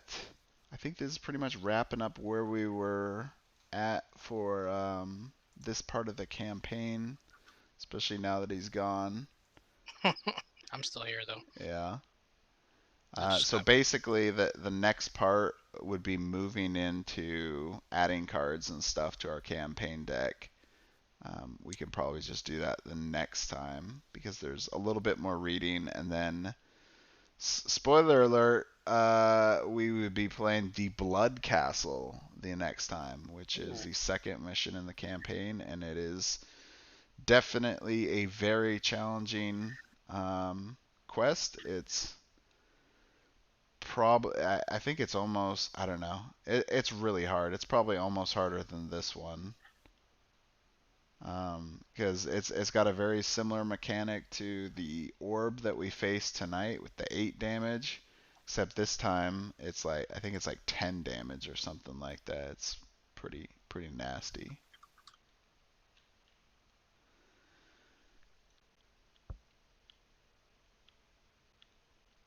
Oh yeah, no, I know the struggle, athletic gamer. I do 3D printing on the side. I play plenty of other video games, board games, play guitar, there's all kinds of other things to do and just never enough time to do it all. But this game will definitely be worth your time for sure.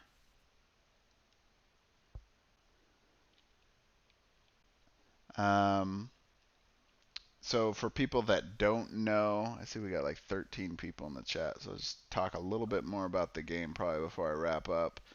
For people that don't know about Arena the Contest, tonight we are playing the campaign. Um, but uh, there's also individual quest mode where you can just basically play without the whole campaign, and you go through each of these different missions and set them up and just play them as one-shot scenarios. There's also a PvP mode. In fact, that was what the game is originally based off of, is PvP. And as you can see, we have tons of heroes, and they're all very, very unique in the things that they can do. So it really makes the game um, really interesting because you have so many combinations of heroes, and it's only getting bigger with the new expansion. I think they're adding. There's another class coming out called the Commander, which will be 4 new heroes there. I think there's at least like 6 crossover characters they're bringing in, and then I think at least another 4 or 5 new heroes that they're adding. So there's going to be a lot more heroes to play and just add to the variety that there is with this game. The PvP is actually a lot of fun. If you want to look at my videos, I have a YouTube channel as well where I upload those videos. And you'll see that we've played the capture the orb mode. We've played the one versus all, where you actually get to play as this dragon. Somebody plays as a dragon against 4 other heroes. Then there's the regular PvP, which can be either 3-on-3 or 4-on-4. And I think that's all the different missions or types of modes that we've played so far. So there's quite a bit to do. I mean, I've owned this game since back in October, and I still haven't played through all the quests, and I haven't played through all the each mode quests in the mode. So there's one more I think I may have not done, but definitely haven't done all the quests yet. Also, as a note for anybody that's paying attention here too, I'm actually going to do a giveaway. Definitely not tonight, but maybe I think probably in the next month. I'll be doing a giveaway for some keys to Tabletop Simulator. So if you're watching this, you like it, and you want to be able to come play with us or whatever, you just want to play Tabletop Simulator, I'm going to do giveaway. You can always refund it if you really want to, but I mean, $10 for Tabletop Simulator ain't too bad either. Anyway, so I'll be doing a giveaway later. I'm probably going to I haven't figured out exact number of keys, but probably at least like 5, I think. So kind of stay tuned if you're interested in trying to get a Tabletop Simulator key in the future. I'll probably try to plan that around a time when I hope to have the developers of the game actually come in here and play with us. They're based in Brazil, and right now, if you know anything going on with all the COVID stuff, they've kind of been shut down, so they've all been working at home. And the main creator and CEO of the company told me that once they get back into office, that they would be able to come in and play with us sometime. So I'll probably at least definitely save some keys for when they come in and try to make it a bigger event, get more people out here so they can play. But anyway, that's about it. I'm going to just save where we're at now and probably rebuild this in a future time, and we'll play the second mission and go through the rest of the campaign the next time we get back on, which will probably be in about a week. So anyway, if you got any questions or anything, let me know in the comments, and I'll try to answer them, or if you want to check out my YouTube, let me know. And anyway, thanks everyone for watching, and hope you all have a good night. All right, see you later.